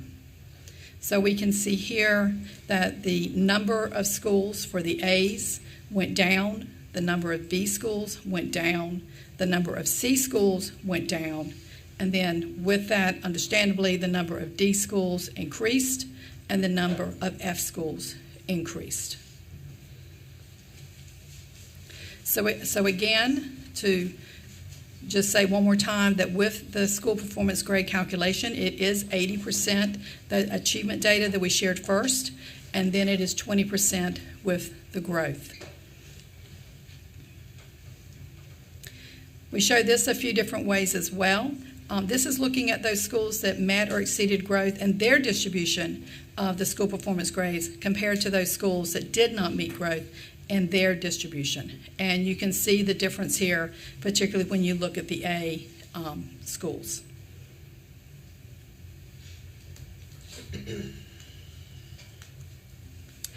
And this is by school type.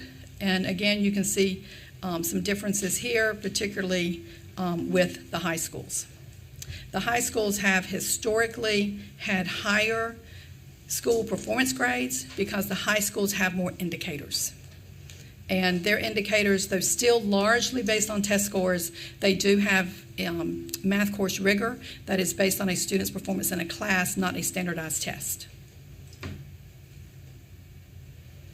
And then we also report a performance grade for reading and mathematics for schools that have grades 3 through 8, and you can see those here. So long-term goals, as you remember, the board submitted an addendum to its ESSA state plan, and as part of that state plan, we were granted permission from the U.S. Department of Education to push forward by 2 years the progress targets that were set for schools in spring of 2020. So the progress targets for these long-term goals that we're sharing today are actually the ones for 2020 being applied today in 2022.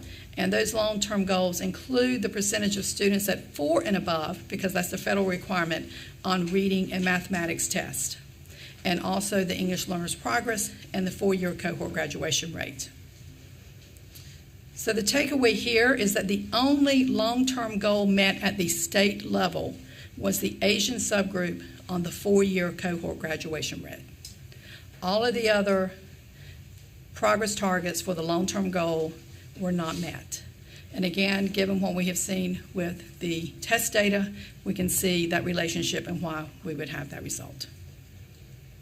Alternative schools, they have some options with accountability. They have the option to report a school grade. They have the option to report the state-developed alternative system. And they have an option to develop locally their accountability model, which they submit to the state board for approval at the beginning of every school year. The results for this year, you can see there were 95 schools using this model. Option A, we had 1 school that did have a letter grade, and that was a D. 73 schools did option B, with 17 progressing, 34 maintaining, and 22 declining. And option C, those were the locally developed. Those are available on the NCDPI website for public viewing. Now, one clarification, all schools in North Carolina receive a school performance grade for federal purposes and for identification for either CSI or TSI. So this is for state reporting, but all of these schools do have that metric for federal purposes. So now we're moving to the last section of the report, and that is the state and federal designations. And we'll begin with the state designations. So as a reminder, a low-performing school is a school that has a performance grade of D or F and a growth status of met or not met. So there are D and F schools that may have exceeding. And if they do, then they're not low-performing. So we have different categories here. Low-performing schools, low-performing districts, which is more than 50% of the schools in that district are low-performing. Recurring low-performing, 2 out of 3 years. And then continuing low-performing is the charter schools, the same, 2 out of 3 years. So the results for this year, and again tied back to the results of the school performance grade, as well as growth, but the impact of the school performance grade with more schools at D and F, then we're not surprised at these numbers. So low-performing schools, of course, increased by 376 from 2018-19. Low-performing districts to increased by 21. Recurring low-performing schools by 41. And continuing low-performing charter schools decreased by 3. The federal designations are comprehensive support and improvement and targeted support and improvement. The important thing to note about the CSI is that it's the lowest 5% performing schools in the state. That is a numeric ranking of the school performance grade score overall, and then we count up the number of schools that are equal to 5% of the total number of schools, draw a line, and that becomes our CSI. There are some schools sometimes who will both have the same value, and of course, they're both included. So CSI low performing, which is that Title I bottom 5% that I just discussed, we have a difference of an additional 11 compared to 2018-19. Low graduation rate, which is graduation rate less than 66.7, has actually decreased by 2. The consistently underperforming subgroups and the additional targeted support, but they both have very large decreases, which we're very excited about. But we also must note that from 2018-19, after that identification, some clarification with the U.S. Department of Education had an effect of a change from using 30 scores to 30 students. And 30 scores, if we think about that, a student could have 2 scores, right? So that's 15 students. And so North Carolina had always used 30 students, and we went back to that. So our colleagues across the state have been very anxiously waiting for this new identification to see the effect of this. So in the conclusion, before I turn it to Dr. Marr, just want to stress that beginning tomorrow we have a data correction window. We will come back to the state board with any of those corrections, particularly those that affect a designation or affect a school performance grade, at the October meeting for approval of those changes only. We do have this data available on our public website, and we're also very excited to have a new dashboard. It is for test scores only. We are going to add school performance grades eventually, but this is a tool that our colleagues across the state and our public can go and through drop-down boxes locate their school and get information from everything, disaggregated subgroups, everything. So we're very pleased with the work that's been done on this and the support from the department for doing that. So with that, I will turn it over to Dr. Marr. Thank you, Dr. Howard. So I think we all just need to take a collective breath for a moment and digest these results a little bit. So, while these results are sobering, they're not unexpected. And as you know, I don't often use prepared notes, but this is too important for me not to leave out some of the important pieces that I think I really want to kind of highlight here. So first, thank you to Dr. Howard and her team who've put in countless hours making sure this data is right and is accurate. And they'll continue to do that work over the next couple of weeks. I want folks to just remember back to March 2022. So I stood in front of you about 6 months ago, and we presented, the Office of Learning Recovery presented the Lost Instructional Time Report. And that report documented the degree to which the pandemic negatively impacted student performance. We documented lost instructional time first in negative effect sizes, and later in months, noting the losses ranging from a few weeks to more than a year in some subjects. As a result, I cautioned that this would be a multi-year recovery process, and we have talked about 4 years. In that 4 years, and I didn't make that number up, right? It is based on the work that Mr. Clifton and the OLR team have done, looking at expected learning gains in subjects over time. And so we know we had a way to kind of dig out of the hole that we were presented with. You'll also remember that Ms. Kamnitz referred to this as a gut punch, and I wholeheartedly agreed with her, and I still do. Based on the results of that report, and if you note today the NAEP results were released, you'll note we are not alone in this. North Carolina is not the only state experiencing this issue. From that report and from what we've learned from other states, we expected to see declines in graduation rate. We expected a continuation of lower rates of proficiency, as well as an increase in schools designated as low performing. In summer 2021 and 2022, public schools throughout this state worked to bring much needed recovery programming to students, including those who were not on track to graduate. I also noted about 6 months ago that we expected a pretty significant decline in graduation rate because these were students who were entering high school for the first time in the 10th grade in some instances. What we saw in terms of our graduation rate is not nearly as significant as I would have expected. And I think, we owe a lot of gratitude to teachers and school leaders who spent months in the summer helping students not only recapture credits, but earn initial credits through summer learning programs. Those efforts have clearly paid off. We do see a greater number of schools designated as low performing, and I want to note that the language here is important.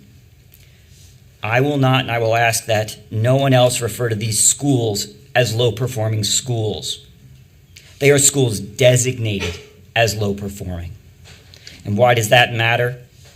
Because they are designated based on a formula that prioritizes proficiency. And we are seeing lower rates of proficiency due to the pandemic. It is not an accurate reflection of the efforts and progress of teachers and school leaders throughout this state. So what's next?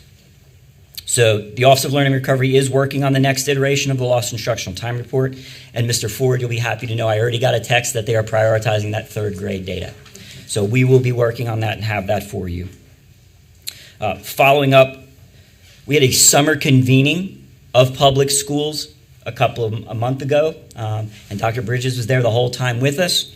That summer convening looked working, collaborating with public schools on data analysis and tracking, evidence-based recovery programming, and identifying promising practices. Schools are hard at work in this state, not only because it's the first week of school, because they've been working hard for 2 years. So let's not lose that.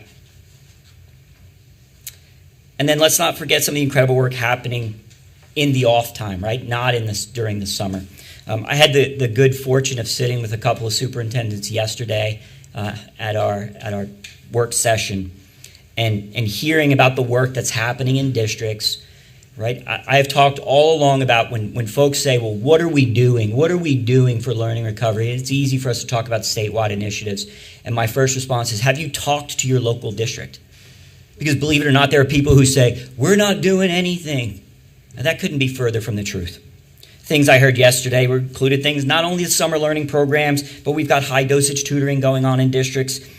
We have a district who is supporting teacher leaders as they work with their colleagues on data analysis and how to use that data to support children and using evidence-based interventions. People are working hard in this state and they need to be commended for that. And so finally, I want to close with, let's not focus on these letter grades and miss the forest for the trees. We know we have excellent schools in North Carolina, and while there is always room for improvement, this calculation is unfair because it places a label on more schools in a way that doesn't accurately reflect what those schools are doing to serve students. And so I'll close with that, and we'll be happy to answer any questions, Dr. Howard and I. Thank you, Dr. Marr and Dr. Howard. All right, colleagues, we're running very long, but this is very important information. So questions that you have before we move on. Chair Kimmons, may I make a remark? Yes. Thank you. Appreciate patience, but this is more a remark than it is a question. I want to take this moment to lift up educators. We've had a lot of data that we just heard today, and data is very valuable, and as any educator will tell you, data is only valuable if it's put into context. The context here has been well described. At the end of the 2020 school year, we missed 3 months of school, or a third of the school year. It also happened at the time when summer break was coming in, so retention loss during the course of the summer when there was no education taking place was very significant. We then had a very disrupted school year in 2021 and 22, which was, 20 to 21, which was described for us in a report earlier today, just in terms of attendance issues related to that, not even taking into account the context of what education could be performed and how. 21 and 22 had some of these same issues during the course of the year. We have, in an unprecedented way, gone through 3 totally disrupted school years, and for many students in the East, that really is 5 disrupted school years because of hurricanes. It's an enormous disruption. It's unprecedented in our modern times in terms of our educational support. I think the comments have been very well made by both Dr. Marr and Dr. Howard with respect to proficiency and growth and what that means in accountability, and also with respect to low-performing schools, as that term is used. Let's all remember low-performing schools is a mathematical calculation, as Dr. Marr just described. It's a mathematical calculation that was formulated years before any pandemic happened. There's no accounting for the pandemic with respect to that calculation. And further, with respect to the grades and the proficiency growth ratio, as has been pointed out several times, it's 80-20 for proficiency. I think we're all hard-pressed to find professionals in the education field at this point who believe that growth is not more important than proficiency. Growth is what moves our students forward. And so grades, the notion of the present accountability system with grades, and we've all discussed this at length, is one that needs to be tested, and I'm very pleased our superintendent is leading efforts to change the way that the accountability is looked at, and thankful to her for that. But growth is what's most important. What's pretty remarkable, if you do the math on these statistics, is in our schools prior to the pandemic, either meeting or exceeding growth was in the vicinity of 75%. It was in the high 74s or 75. And if you do the math here, I believe it was 68.6%, 69.6%, which is almost 70%. So in terms of meeting or exceeding growth, our schools are very close in terms of where they were before. And let's take a step back and say, how incredibly remarkable is that? That's incredible over the course of the past 3 years that it could be in that place. That's obviously a tribute to our students and our parents who work so hard, but it's a tribute to our educators. It's a tribute to our teachers, it's a tribute to our principals, and it's a tribute to our administrators. The results can only serve as a point where we just say, how can we thank the people that have done this despite the unprecedented interference with the educational process over the past 3 years? Where we are now in the report today, to me, is no more than a marker from where we will now move forward for our children. And the work that this department's putting into that process of moving forward, and this board so deeply supports, is one of the great challenges of our time, but one of the most important opportunities we will ever have for our children who are so deserving. And it will happen. I have no doubt that it will happen, and it will happen because of the work of our educators. As exhausted as they may have been from the last 3 years, they seem to come back, energized in some way, and it's a new challenge this year. It's a new and different challenge, but one that I see being embraced around the state. For anyone who seeks to criticize educators based on the release of this data, you are wrong. That's not right. You should not be saying that.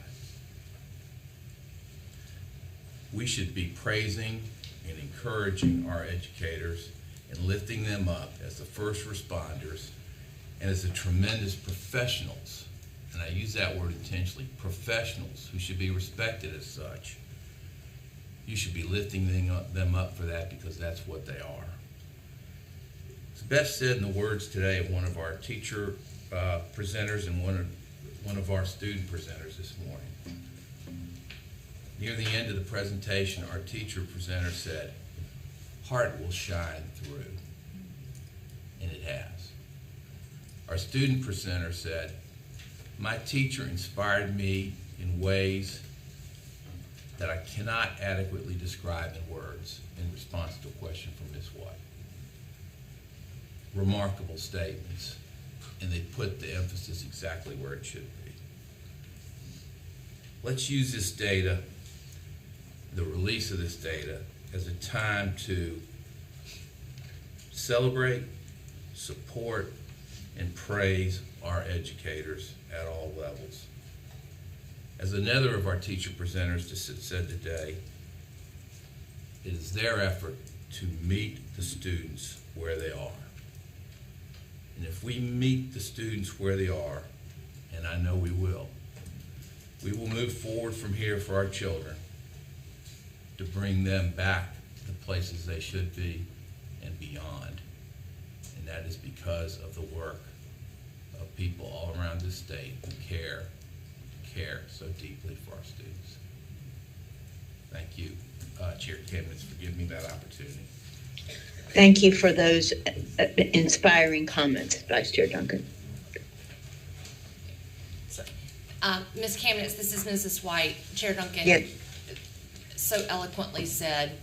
Dr. Marr, you and I had the opportunity to sit at the table in the work session of the previous days and have some conversations around data. I am interested to know, and think it's very relevant to know, which schools got buried in this data. That it would be very easy to look holistically at scores that don't adequately represent the hard work that's been done. So I personally want to know which schools killed it.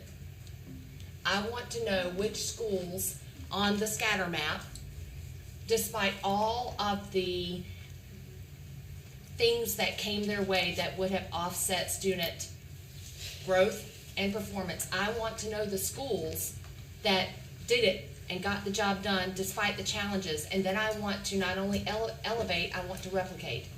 Yeah, as Office of Innovation, I don't know where Angie Mullinex is, but if we group, then the hard work gets lost in that grouping. So let us find a way to go to drill down and find a way to look at who did it and who did it best. And then let's share that, because this is not the last challenge that our state will face. And this is not the time, despite it is time to raise the bar. Yeah, absolutely. And so, we're working hard on promising practices and Office of Innovation.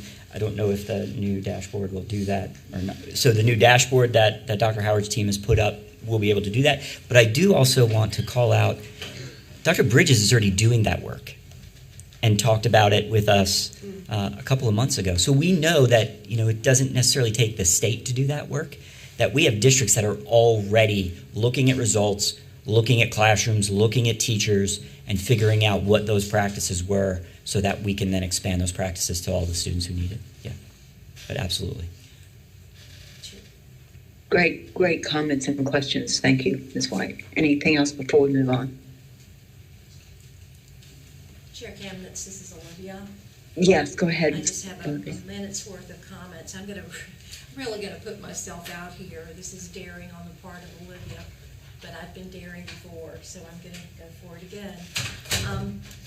Vice Chair Duncan, I happen to be in that small minority of educators in North Carolina who believes that the 80-20 is not all that bad. And here's the reason. It would need to be tested, I'm sure. We could probably test some other ratio with in some small pilot around the state.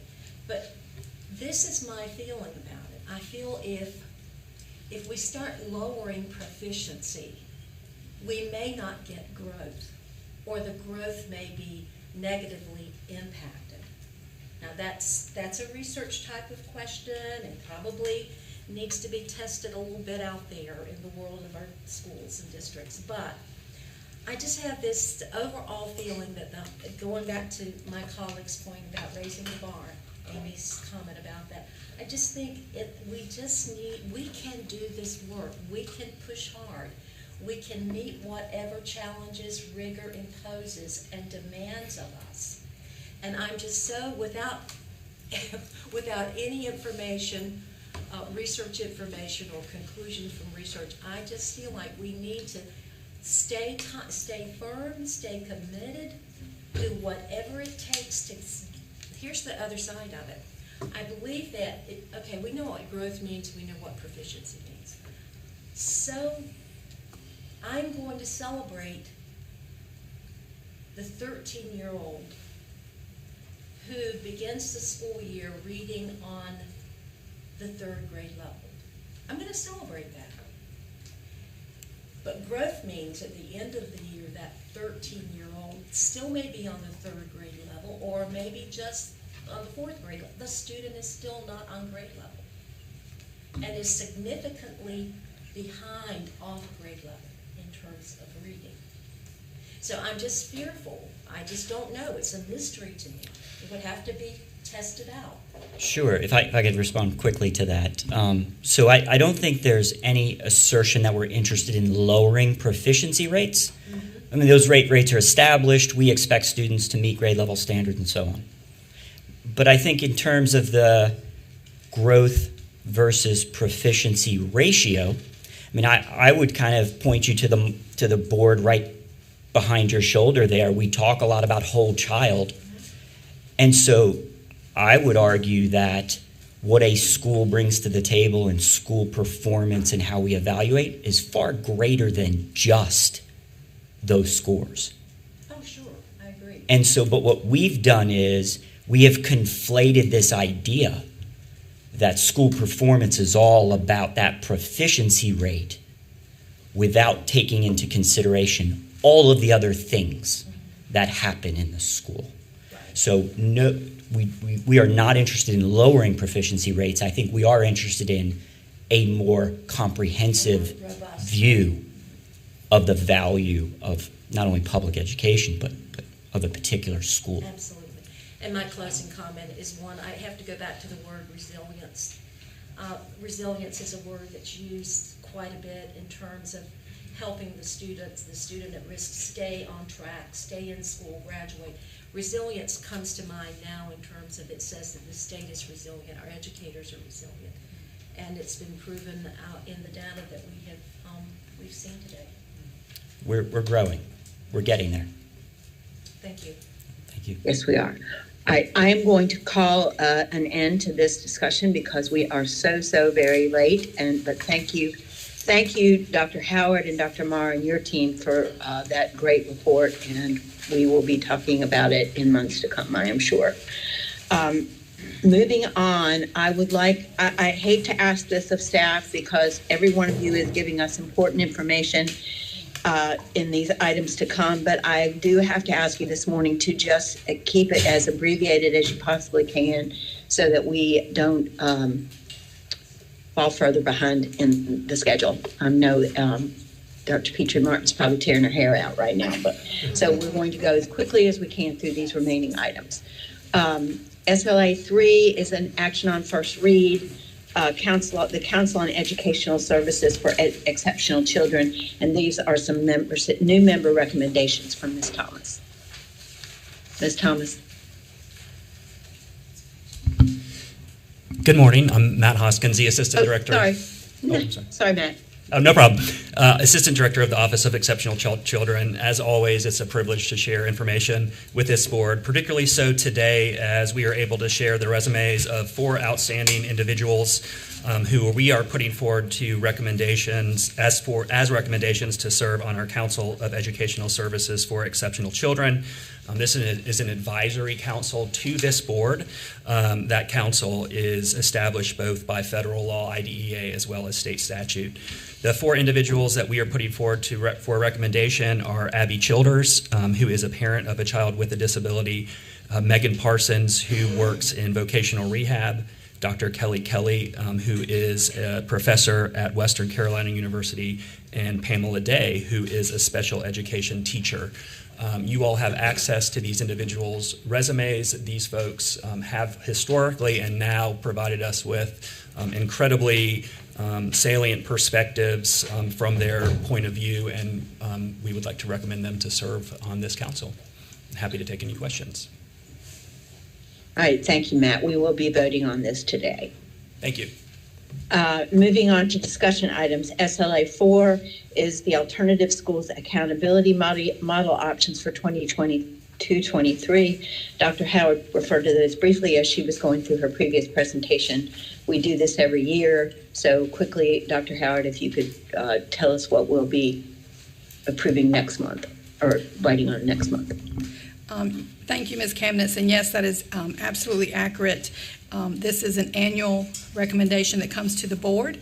So this is the beginning of the 22-23 school year, and we have those alternative schools who have to submit to us if they are going to avail themselves of option A, B, or C. And what the board is actually reviewing and considering approving next month is the submission of 17 that are using the option C and their proposals for what those look like. They have to include proficiency and growth, and internally our team reviews those to make sure those elements are there, and if necessary, consults with the local district. So we have confidence that we can recommend these to be approved.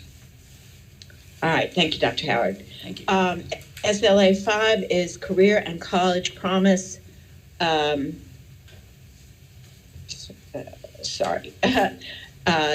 Agreement. This is a new state board policy recommendation. Michelle Coltrane. Hello, Ms. Kamnitz. We miss having you here. So today, Trey and I bring to you, there he is, Trey's back there, bring to you a policy that some of us have actually talked about since pre-COVID. Both Ms. White and Ms. Kamnitz and I have been discussing this, as well as Dr. Oxendine, this idea that Career and College Promise, which is North Carolina's dual enrollment program, has been growing, and it's been growing steadily.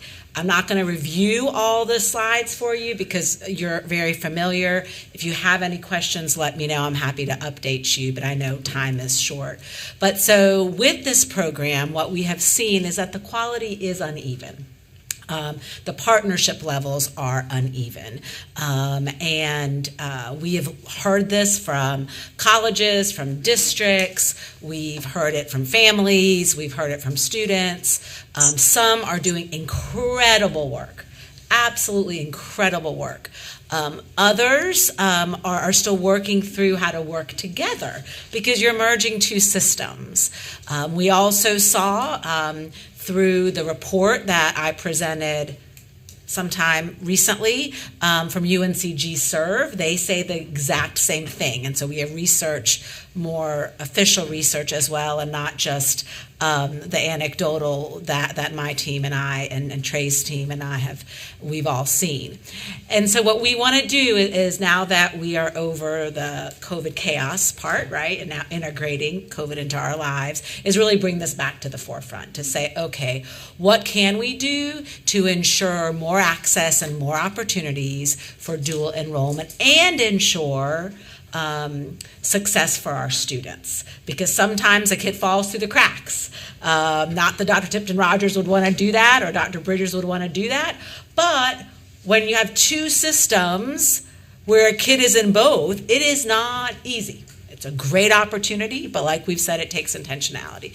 So as a result, we bring to you a new policy, a brand new one with a new number, CNCP 000. And with that, what we want to do, and we've been working with the North Carolina Community College System Office as well, to help them help partnerships between LEAs and IHEs develop agreements where we look at some critical elements. We're not going to tell them how to do it, but let's have them come together, make sure we know who is going to be responsible for that in both areas, right? Timelines, simple things like, oh, the AC is not working. Wait a minute, I didn't know the AC is not working. Parents are calling me, right? So what's that communication from logistics all the way to communication, which Mrs. White and I were just talking about yesterday. How are we informing people about this? So these are the elements that the partnership agreement will include. Again, these have been informed through surveys, focus groups, discussions, as well as the research. And we just presented to the community college CAOs as well yesterday, actually. So, establishment of partnership protocols, including a plan for partner communications, integration of the school programmings with the college programmings. That is so important, especially in the CTE world, as well as the college transfer. How are they integrating so students don't end up taking the wrong courses, etc. The plan of communication to students and families to broaden access. We don't want to hear that a student didn't know in Dr. Ashburn's school, right? We want to make sure that people understood and families understood some of these benefits. What are the support systems for students? So we don't have students in November, all of a sudden a school and a college recognized that kid's failing and needed that course to graduate from high school, but the drop-add period for high school courses are missed. Well, wait a minute, we only offer a year-round course. How are we going to get this kid graduated, right? So those kinds of things. And then a few more, if you don't mind, Dr. Petrie-Martin. Responsibilities, again, of the different personnel involved, program expenses, because this does cost money, and site operations. So as a minimum. So what we plan on doing, and a lot of us in the policy group talked about this yesterday, so let me tell you what the support will be. So we'll have that policy. That's pretty vague, but still with the core anchor elements. And then we plan on developing a guidebook with promising practices. So kind of looking at each one of these and what are some strategies, what are some things we need to really talk about, and then where can you go see it. We're thinking about a sample template, not required, but if they want that, they can have it. Doing a lot of professional development, technical assistance, both virtual and face-to-face. Maybe we'll have some meetings where we bring Dr. Tipton-Rogers staff as well as Dr. Bridges staff together, if you were in the same area, but you know what I mean. As well as we worked with the community college system. We wanted a little sooner, but they were very wise and said we need a little bit more time to really get this done by December 2023 to inform the registration in January 2024. And so in a year and a half is what they asked us to do. So I think a lot of people already have this going. I'm hopeful some will do this even sooner because we do have students that are there. But at the same time, we want to be respectful of the wishes of our partner agency. That was a nutshell. Happy to answer any questions, but that is what we are thinking about and would like to recommend to bring to you, because as you've seen, it's great success. But while with great success, we need to build in the structures for further opportunities and access and ensure our students continue to thrive. Thank you, Mr. Coltrane, and I know this represents a huge amount of work by your staff to bring us to this point. So we will have another opportunity to discuss the policy and ask questions next month before we vote. SLA 6 is a report to the General Assembly, progress on implementation of the Career and College Ready Graduate Program. Is Dr. Smith going to start us off, or Dr. Mullenix? Dr. Mullenix. Yes, ma'am. Dr. Mullenix. All right. Good morning, everyone. So I will make this as brief as possible, and then if you have questions, just let me know. I'd like to remind everyone that CCRG, or the Career and College Ready Graduate Program, is a partnership. It is a legislated program, and it is a partnership between the community college system and the North Carolina Department of Public Instruction. The intent for this is to ensure that when students finish high school, that they are not having to take remedial courses when they get into college. And this is in direct alignment to State Board Strategic Goal 1, Objective 5, decrease the number of students taking remedial courses in college. Again, this is legislated, and legislation does state that the State Board of Community Colleges, in consultation with the State Board of Education, will ensure that this legislation is carried through. I'm going to the next one, Maria. There are, I know you can't see that slide there, but there are several exemptions for students for CCRG. Essentially, students with an unweighted GPA between 2.2 and 2.8, as well as some other exemptions, ACT scores, SAT scores, some other exemptions that are listed on there. But students who are in need are offered this opportunity for them. And now to the essentials of the report. Every year, as you recall, we report on the progress of CCRG. We did a mid-year implementation in 2020-2021. We used lapsed salary funds for that implementation. Of course, that was also during the pandemic. So we asked LEAs, or public school units, to do the best that they could in implementing this. For the 2022-2023 academic year, we are in full implementation. We received funding in the previous budget for the platform, which is the NROC platform that is legislated, as well as a full-time equivalent position that we are filling here at the Department of Public Instruction. That individual is a principal, and she'll be starting with us next month. We are in full swing of CCRG this fall. I can tell you that all of our PSUs are on board with this. I am getting lots of emails each day about ensuring that their administrators are logging on to the NROC project and that they're getting their teachers set up so that their students can then in turn go ahead and take advantage of this opportunity. Even though we did not implement last year, we did continue to have a sense of continuity with this. We continued technical assistance and professional development. As a reminder, because this is a partnership, the community college system actually receives the funding for the professional development.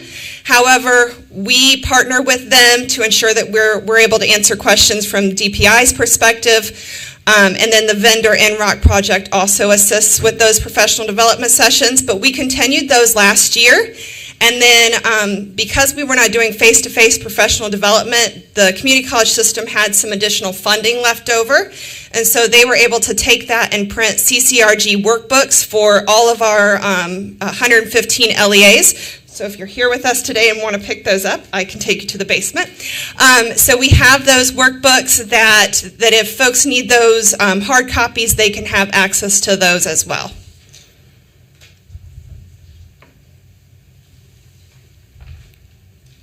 Okay, so again, not a lot to report on in terms of students that completed tier tests because we didn't implement it last year.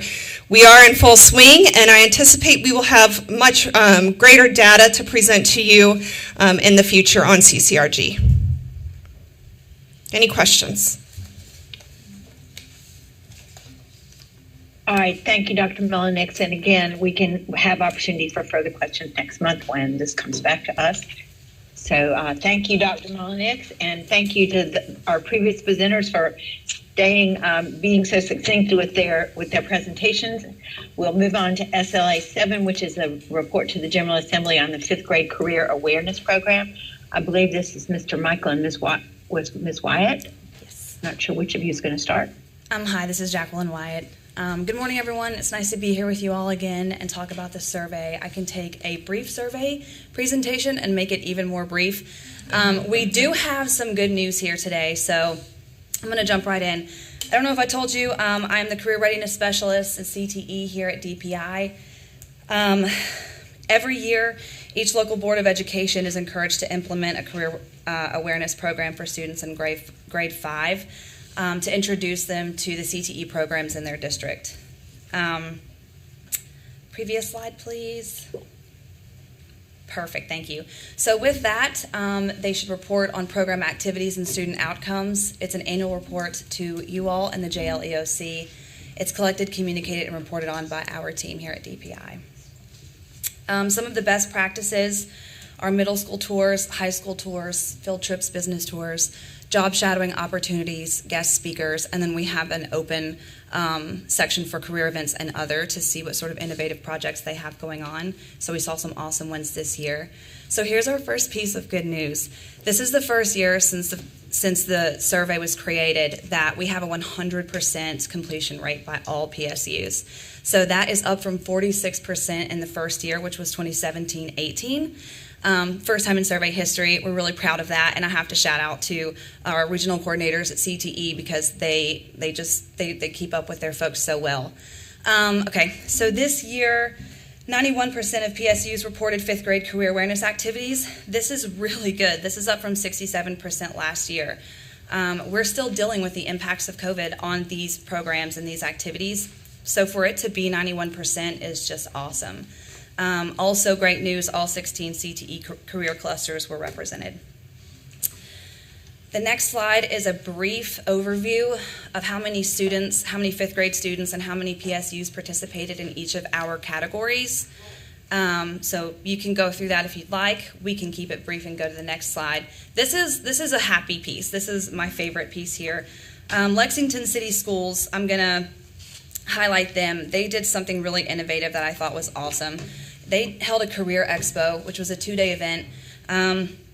The first day, they had guest speakers, which were assigned to 3 elementary schools, and they rotated between 5th grade classrooms every 15 to 20 minutes. And the really cool part, and you have to put yourself in the shoes of a 10-year-old, a 5th grader, who's thinking of this really abstract concept of a career. What is a career, you know? They were able to, they transported the students to a school where they were able to touch and get on various pieces of equipment, like fire trucks, police cars, utility vehicles. So they actually were able to tangibly connect with different career pathways that were available to them and that they could learn about as they continued into the higher grades. So, and then another, a student quote was, "Wow, I didn't know we had all these things in Person County and at our school." So that is the report in a nutshell. Are there any questions for me? No? Okay, well, there's some good news in it, so if you have the time, I encourage you to go and read it. Thank you. There is, and this program will bear fruit, maybe not always, obviously, but it will definitely bear fruit as those 5th graders start to make those kinds of choices later on in their school career. So thank you for that, Ms. Wyatt. SLA 8 is the Council on Educational Services for Exceptional Children, which we just talked about for new members earlier in the committee meeting. And this is the annual report from that group for 21-22. Hi, this is Matt Hoskins again, and I am happy to introduce Ms. Diane Coffey, who is an incredible advocate for students, particularly students with disabilities, and she will be speaking on behalf of the council, providing the recommendations. Good morning, and I will keep it brief, so we'll go ahead. We all know the purpose of the council, so I'll skip and go ahead and go to the next slide. Here is our membership list for the 21-22 membership, then we'll go on. Our structure, we do, of course, have the main council, but then we do have these different work groups at work. Our executive work group does meet more often than the rest, but the rest meet at the actual meeting. Next slide. And then we'll go ahead and go to the that slide just says we meet 4 times, a year. So that's our main meeting. Like I said, the executive does have a phone call and check in once a month. Other than that, so the recommendations, I'm gonna keep it brief because I know you've got this. But mental health, of course, is concerns across the board. We are want to make recommendations around support of mental health for both the students, but also the professionals.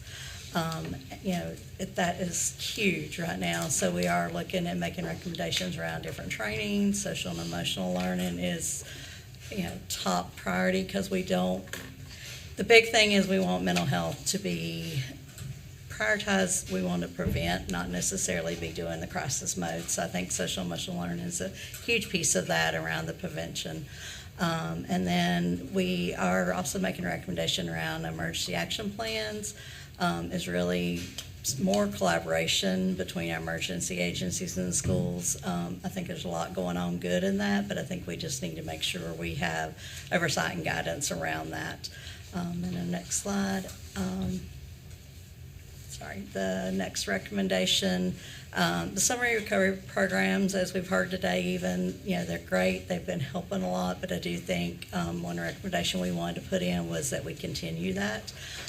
Because as we know, recovery from COVID situations is not going to happen overnight. So I think we've got to really make sure we keep funding coming for that. Professional needs, we want to continue emphasizing the recruiting and retention of our higher needs areas, especially around our special education. Those areas we've really got to focus in and make sure we're filling those slots that need to be filled, and we have people in the buildings to support our students and staff that's there too, and provide funding for those student teachers, interns. A lot of them are struggling to try to work full jobs, but then also be there as interns. So really trying to think some way that we can support our student interns. And then the last recommendation is it's more a request, I think, than a recommendation, is we really would like to start seeing at least one person from the state board attending our meetings so that we can have more fluid information going back and forth instead of just a once a year advisory update like this. We just feel like it would be better if we could start mixing and mingling a little bit and having somebody attend from the state board attend our groups. And I think that is it for me. If anybody has questions. Chair Lady Camnitz, this is Olivia. Yeah. I have a question. Okay. I do have a question. We use the term mental health frequently in public education. I'm not dismissing the reality of the problem. My concern is, are we putting any kind of definers, definitions from the clinical world to make sure that we're not saying someone loosely in the school setting, for instance, using the word too loosely, mental health, because it is such a defined term in the clinical world with diagnostics and prognostics and so on and so forth. Are we careful about the overuse, the informal use of mental health? I would say from my personal, and this is me as a parent, and then working in the field as an advocate also too, I think you have a very good concern, and I personally usually use the term mental wellness quicker than I will mental health, just because I think it's more about self-care. It's more about some of those pieces that build to the mental health piece and can help support. So I think, me personally, I go mental wellness side. I do feel like sometimes we use mental health just as a, like I said, blanket term, and I think, yes, I think we need to be more careful and more, and I think that's part of our recommendation even from the council, is we need more clear guidance. There needs to be more ways to build that into the school system, which I know the mental health policy has done huge strides with that, but we definitely do need more. There's still more to be done. Yeah, there's still work to be done, is the best way I can put it. Thank you. Thank you so much for that report and the recommendations that come with it. I will share with the board that Dr. Oxendine and I have asked for the meeting dates for the council over the course of this year. And if any of you are interested in trying to attend one of those meetings, please get in touch with me and I'll give you the information. So thank you for that report and those recommendations. We'll move on to SLA 9, which is virtual education in our public school unit, Session Law 2022-59 or Senate Bill 671. Dr. Wren. Good morning. I am pleased to share with you today an update on Session Law 2022-59. This was signed into law on July 8th of this year. A little bit of context for this. Last August in Senate Bill 654, the state superintendent was required to establish a working group to study virtual education. That group consisted of superintendents, educators, teachers, parents, chief academic officers. There were set criteria, and board members, I might add. There were set criteria that we were asked to report on in that study. And we listened very much to our school leaders as we did that study. And I'm pleased to let you know that most all of those recommendations have been reflected now in this law on virtual education and some of the provisions that are required here. So what this does is, with this, it sunsets the June 30th requirement to stop all virtual education that was existing prior to the pandemic. Prior to the pandemic, there were 17 full-time virtual schools across the state. And so this gives them the authority to continue that. However, there's many requirements that now go along with that. It also extends the 2 North Carolina virtual charter schools charter for 2 additional years. The law defined what virtual instruction is, and it specifically calls it remote instruction, not virtual instruction, so that is defined here for you. And it has enrollment requirements. The enrollment requirements are every student that is enrolled in any type of full-time virtual school where remote instruction is the primary instructional model, they must have parent consent. And that parent consent has to include an application and education on what is it and what does it require to be successful in this type of environment. We learned from the pandemic that planned, purposeful virtual instruction can work for some students as an option if that family and that student requires that. So what this does is make sure that all participants are fully aware of what is required and what does it take to stay successful in this type of environment. It also prohibits a student with a disability or an IEP to not be allowed to participate solely on the reason that they have an IEP or a disability. And it also gives the authority of the local school board or their designee the permissions to move a student out of remote instruction and into face-to-face instruction if that's the best setting for them. And that was important, and that was one of the things our superintendents felt very strongly about. We don't want students to lose any instructional time when they're in an environment that might not be the best fit for them. Certainly, one of the things that are required is they follow all the same rules and requirements and policies of face-to-face schools.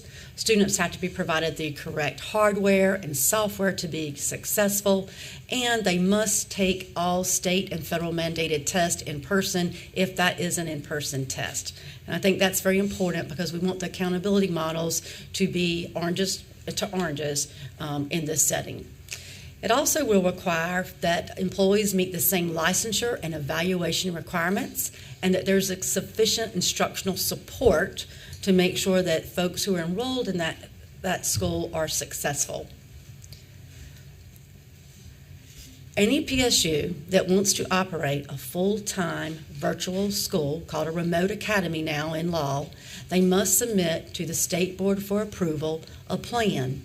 That plan must include details of the bullets in front of you here, which is the grade ranges, the technology support needed, and how are they going to ensure for attendance and the same requirements that are being met in our face-to-face schools. So I think that is very important.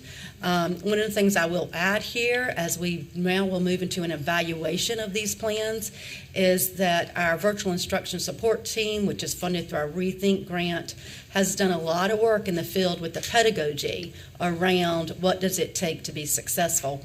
And you will see here one of the requirements is professional development specifically for teachers who are in a remote instruction academy to make sure they are fully equipped to teach students who are not face-to-face with them. And I think that's one of the most important things that we can see here and an important takeaway. There are also requirements for operation and renewal. Anyone who is operating a remote academy must adhere to what is written in the plan, and if they make any changes to that plan, it must be done in writing. And the plan is will allow them to have a school code issued to them, just like we do now with our schools. And principal funding will not be available unless there's 100 or more ADM. That is identical to our face-to-face schools as well. The plans are good for 5 years, and every 5 years that they will come back before the board for renewal. There is an evaluation and reporting requirement to this law, and each November 15th, starting in 2024, we will evaluate on the success of the remote academies who have been approved, and we will include things like the test scores, school performance grades, retention rates, attendance rates, and the high school completion rates if they're serving 9 through 12. So we'll be back with you to talk to you about plans that will be before you for approval, and we'll be coming up with the total logistics for this, and we'll have those for you for your review. Thank you so much, Dr. Wren. We look forward to continuing to discuss this program, and the supports are of comfort to us all, I think, as you went through this today. We have 2 consent items. The first one is SLA 10, which is a report to the General Assembly on students with disabilities, their definition of residence, which is basically there's an annual census of all children with disabilities residing in the state, and this is the resulting report. SLA 11 is another report to the General Assembly, performance of children with disabilities. IDEA requires that we submit an annual state performance plan to them, which evaluates North Carolina's efforts to implement IDEA and to improve results for students with disabilities. There are 17 prescribed indicators for which we have measurable and rigorous targets, and so this is the report, the annual report on those goals. If there are no further questions, I think we've set a record for going over the allotted time, but Chair Davis, I will hand this back to you. Thank you, Ms. Kamnitz. Well done. That was incredibly important work. Appreciate it. Before we move to our next committee, I was remiss at not recognizing some of our frontline leaders. If you're a local superintendent as our guest today, would you please stand so we can recognize you?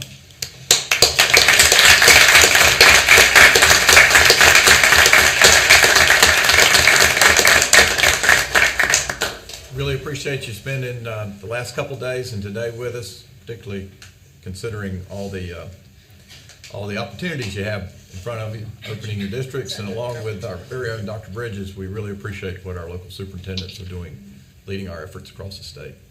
Thank you so much. I now turn to Ms. Amy White, Chair of the Education, Innovation, and Charter Schools Committee. Ms. White. Thank you, Chair Davis. Good morning, everyone. I'm Amy White, and I have the privilege of leading the Education, Innovation, and Charter School Committee along with Ms. Jill Kamnitz. We're going to set the record today. I'm not sure that we have ever had only one agenda item. So with great exuberance, I would like to share with you EICS 1. This is a state board policy amendment to policy DSTR 040. This is a policy amendment to the reform for recurring low-performing schools. Ms. Julian Garber is just going to walk you through those wording changes that we have on a slide. We did discuss these last month, so it's before us for action. Ms. Garber, do you want to just walk us through what's before us today? Absolutely, very quickly. So, as you see visually, the changes are in red. And after the board meeting last month with discussion, we attended the Rules Council. And so with that Rules Council, with the opportunity to hear from legal counsel as well. And from their legal counsel, we have these changes for you.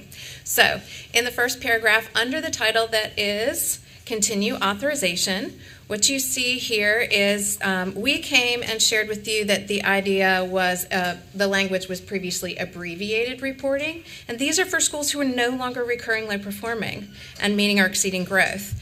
And the suggestion from legal counsel was to change that language to we have the reduce the LEA's reporting. And so we have taken that suggestion and recommendation. The next two paragraphs that you see starting with the red DPI may offer has to do with the monitoring cycle. And these are schools in which we are monitoring, and we are, this is already in policy. Offered support in year 2, required support in year 3 is the change. And then the language update is DPI may offer support. And then in the second paragraph, the LEA shall partner with DPI for support. So those are the language changes there. In the next subtitle that you have see right in the middle, removing authority for the model.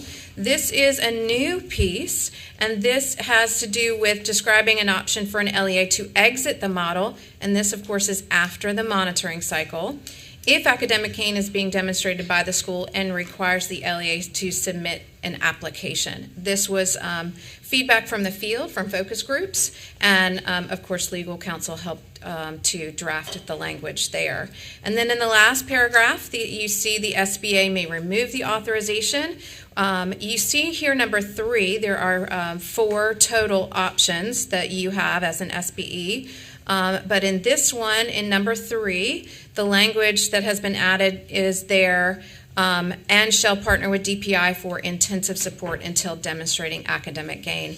And then, of course, with legal counsel, we're always concerned about creating definitions, and that is something that we will continue to improve upon, but the reference there is for the components of academic gain, which is included as a supporting document. So, with that, I will pause for any questions. Other than that, these are the recommended policy updates. Any questions from board members, advisors? Thank you very much, Ms. Garber.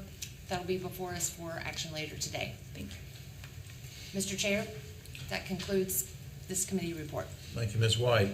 In order to get one more committee in before lunch, I'm going to do a slight change in our schedule and turn to Mr. Reginald Keenan, Chair of the Healthy Responsible Students Committee for the HRS Committee. Mr. Keenan. Thank you, Mr. Chair. I'm Reginald Keenan, Chair of the HRS Committee, along with, I always say my good friend, Mr. Alan Duncan. And today we're bringing one item on first read. We have the Specialized Instructional Support Personnel report that has to go to the General Assembly. I think Dr. Estes, please take over. Thank you so much, Mr. Keenan. Good morning, members of the board. This is and Marie, you can pull that. A report that's required by the North Carolina General Assembly. We received a little extra time because we got notice of it pretty late. So we're bringing this to you today. The General Assembly is asking us It's not there. Is it there?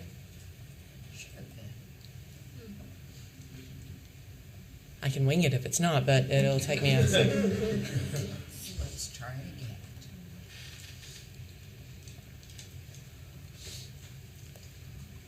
There you go. The legislative request that asks us to look at the state board to look at policies, practices, standards, and curriculum that are adopted for persons in specialized instructional support personnel, and I'll talk about those in a second, to look at barriers that those positions and those professions face in the schools, and then finally to make recommendations based on what we found.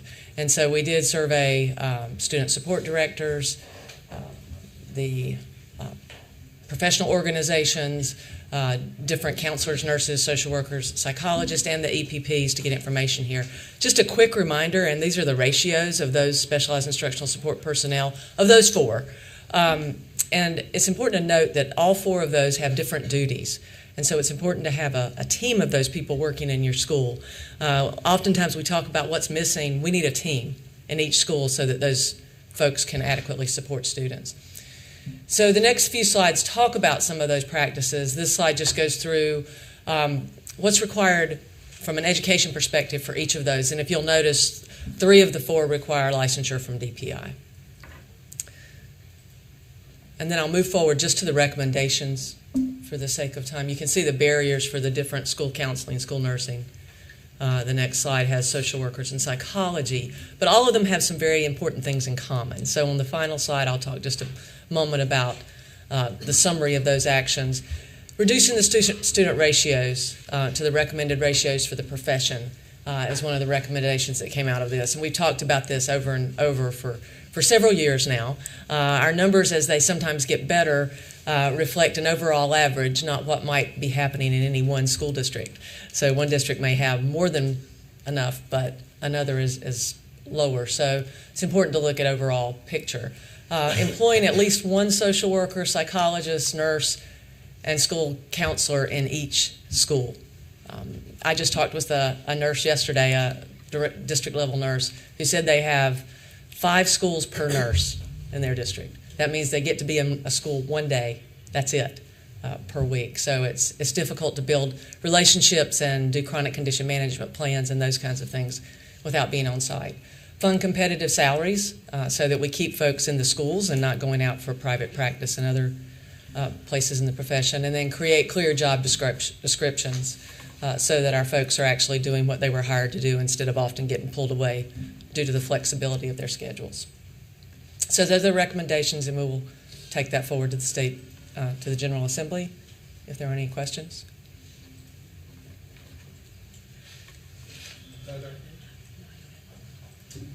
That's a thank you, great work. Thank you so much. Appreciate it. That's it, concluded, Mr. Chair. Okay, thank you, Mr. Keenan. Chair Davis, I Yes, have a Dr. request. Oxendine. I have a request from Mr. Wallace. He would like for the first item on the agenda to go now, because I think the principals need to get back to their schools. Yes, certainly. Can we do that? We can do that. So I'll turn to Dr. Oxendine. We know the lives of busy principals, and we're so happy to have members of Mr. Wallace's Principal Advisory Council with us today. I had the opportunity several weeks ago to meet virtually, well, a couple of times meeting virtually with them, and encourage them to take on a special research project into looking at research around several articles around the internship, the principal internship specifically, and the role of the cooperating, or in some cases they're called the host principal, the host administrator who supervises that internship. So they became very involved in reading articles and farmed out assignments and went at it in a hard way, and I'm just so pleased that they're here today. Everybody's back there smiling about their presence, and so is Mr. Wallace, as you can see, lighting up the room as usual. So I'll turn to you, Mr. Wallace. Oh, thank you. Thank you so much, Dr. Oxendine. Welcome all assembled today, and I'll try to be as brief as possible. You don't want to stand between the meeting and lunch, so we're going to get going. If you would, today we will dive into the latest work as our principal advisory group that we've been exploring. We were asked by the board, mainly the ES&P committee, to evaluate different components and experiences that would, so that we can have in place a rigorous and relevant internship experience. These contributions will help drive policy improvements outlining the principal internship requirements, which will come through Pepsi first and then for your considerations. All right, next slide.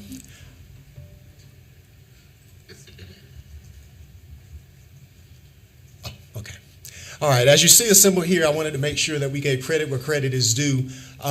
What the recommendations you're going to see during this presentation is pretty much from experts in the field, current experts, made up of all the regional principals of the year, which we have several here today, and as well as the last 6 North Carolina principals of the year, including our current Dr. Green, that's with us today, and Eleanor. She was on that committee as well. Someone that's not up there, I would be remiss if I didn't say, is Deborah Brown, a Superintendent Truett designee from Explorer's Charter. She has been extremely instrumental in our work moving forward today. And the 4 buckets we evaluated during our work was legislative background, the SBE policy, learning from the research, and the current practice, which we call the day in the life. And together, collectively, we designed a model that you're going to see that Maria's going to do here in a minute. Quickly, as a timeline overview, we're going to discuss this in ESNP 3, so there's no need to go over that. We're going to hit that briefly so we can go on to the next slide. As far as the stakeholder recommendations, what we saw when we consulted with the field, there was a wide range from 500 to 1,500 recommendations from our stakeholder groups, that's TP3, for how long the internship should be. And I think we settled on a minimum of 1,000 hours, and we define year-long internship as 2 semesters. All right, next slide.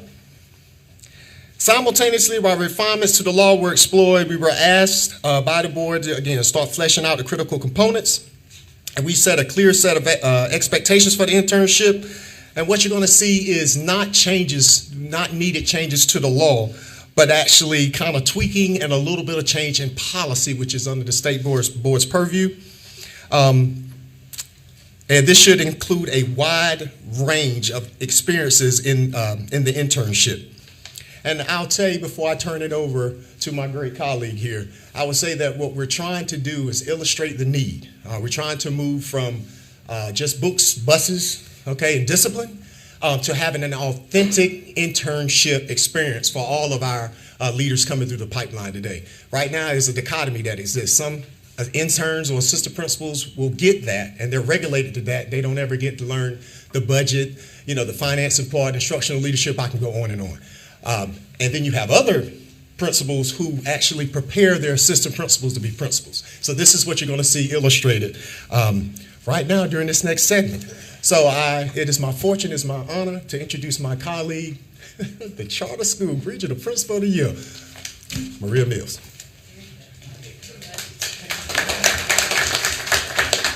So not only am I standing between you and lunch, but I also have Tabari, who always does too much to introduce myself. Thank you for having me today. I'm Maria Mills, but honestly, this was the work of our entire Regional Principal of the Year cohort, and incredible conversations that I hope to be able to give you in a digested format that doesn't overload you and remind you that you're hungry. So we really dived into the white papers behind multiple components of what is an effective and successful practice of principal internship.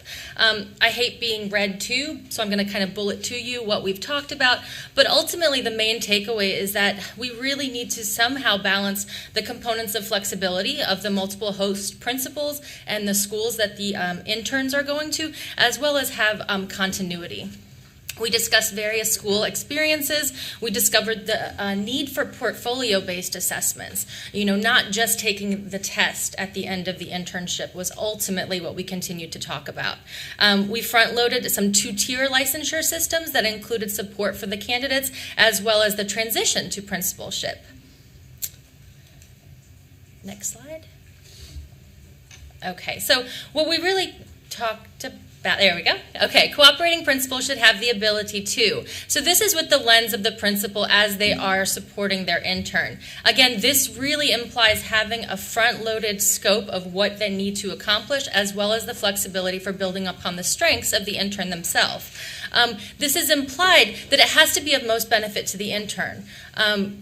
Checkboxing all of the things doesn't necessarily make this the most robust experience. So promoting and supporting instructional abilities, professional development of teachers, as well as assessing, teaching, learning. And what we really talked about was dissecting the stakeholders that we had in front of us. So realizing that parents are an integral part of being a principal. But when do we sit down with our interns and practice writing that email back that might need to be tweaked a couple of times so that we're meeting the needs of our parents while still holding true to our instructional core? Next slide. Okay, so I'd love to draw everyone's attention to this graphic. This really resounded to us and all of the work that we did, and it maintained the cycle, but about how our work is never ending. You know, are we managing and leading the change? Absolutely. But are we using data at a consistent and daily basis to continue that change? And then by default, are we continuing to build our culture? And we just kept going around. You know, it's not a which comes first or which comes next, but it's, are we continuously collecting the data? Are we double checking that our bus routes are efficient? Are we double checking that our parents are happy? But continuously, and never meeting the goal that we're building this culture of change. I think this is the difference with being an instructional leader versus just being a principal. So when Tabari talks about the budget directly impacts our teachers in the classroom, our class ratio, what power we have or don't have, and then using that only to drive high quality instruction. The next slide, we've pulled directly from the 8 standards of school executives. And I really think this was interesting when you focus in on 21 competencies for North Carolina school leaders and how that entails into a successful internship program. Customer focus, who is our customer? Is it the students? Is it the teachers? Is it the parents? And then there goes back to our cycle again. All of that is what makes us successful. So all of that needs to be consistently involved with how we train our interns to be successful principals. Resoundingly, we also discussed the fact that we weren't training our interns to be assistant principals. We were training them to be principals, the actual leaders of the school. And when we train them to do bus duty, of course, we should be leading from that realm. And I'm out at carpool daily. So you lead by example, but they shouldn't always be getting the bottom of the rung or the last thing on the totem pole. Really empowering them to learn at least the components of a various and variety job, which is a successful principal. When we think of what interns need to know, I think we just kept adding bullets here. There's no way that we could possibly have a comprehensive list of what principals need to teach their interns to be successful, to then be a consistently successful principal, because I'm still learning that. I listened to that data before and I think of, oh my goodness, all the other things I have to do to make sure that we're growing and that cycle completes.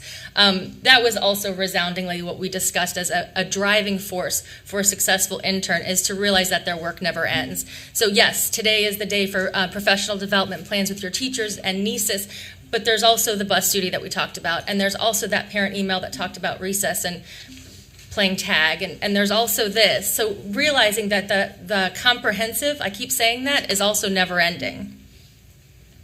And then the ineffective practices of a principal internship. This one, we really dived into this one. But look at that number 1 bullet. So we said it again. It was almost unanimous with all of our research and all of our personal experiences. The licensure test, traditional paper pencil, really did not provide any sort of a component of competency of how the internship was successful or not.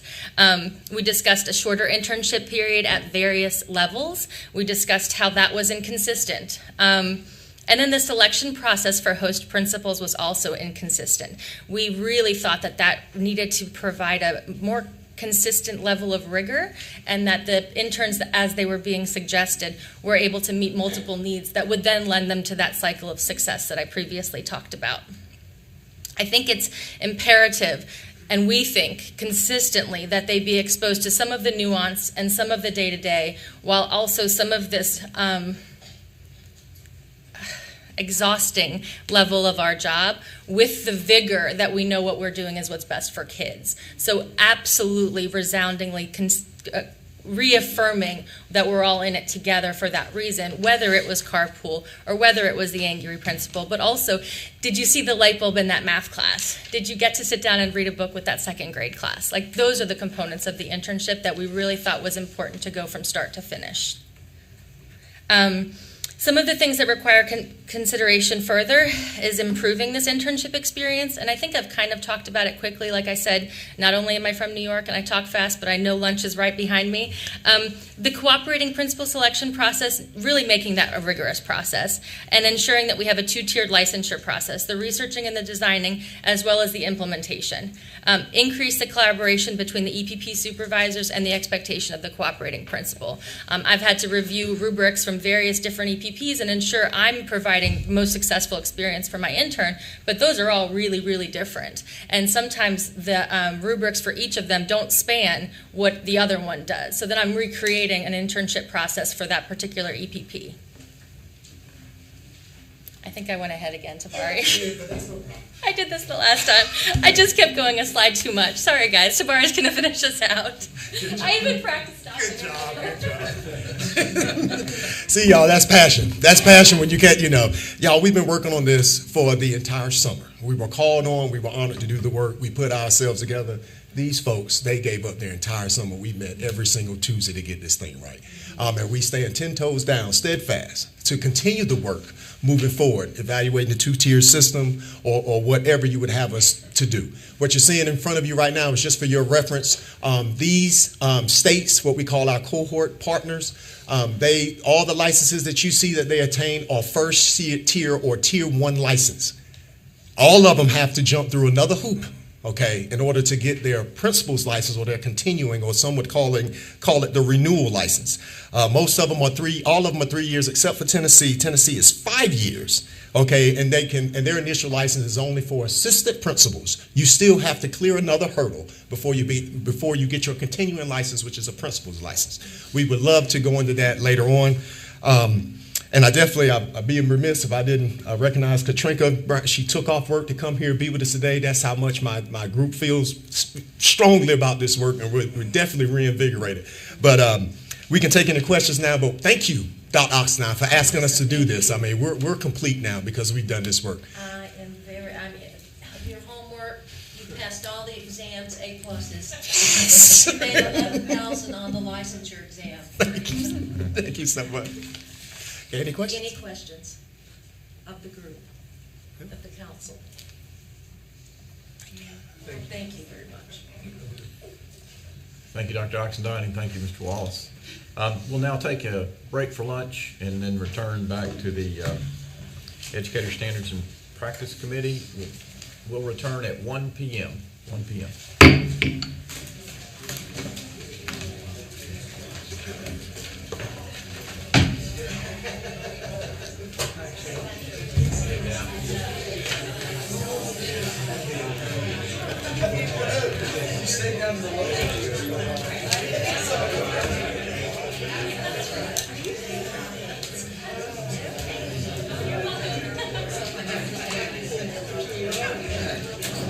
Good morning.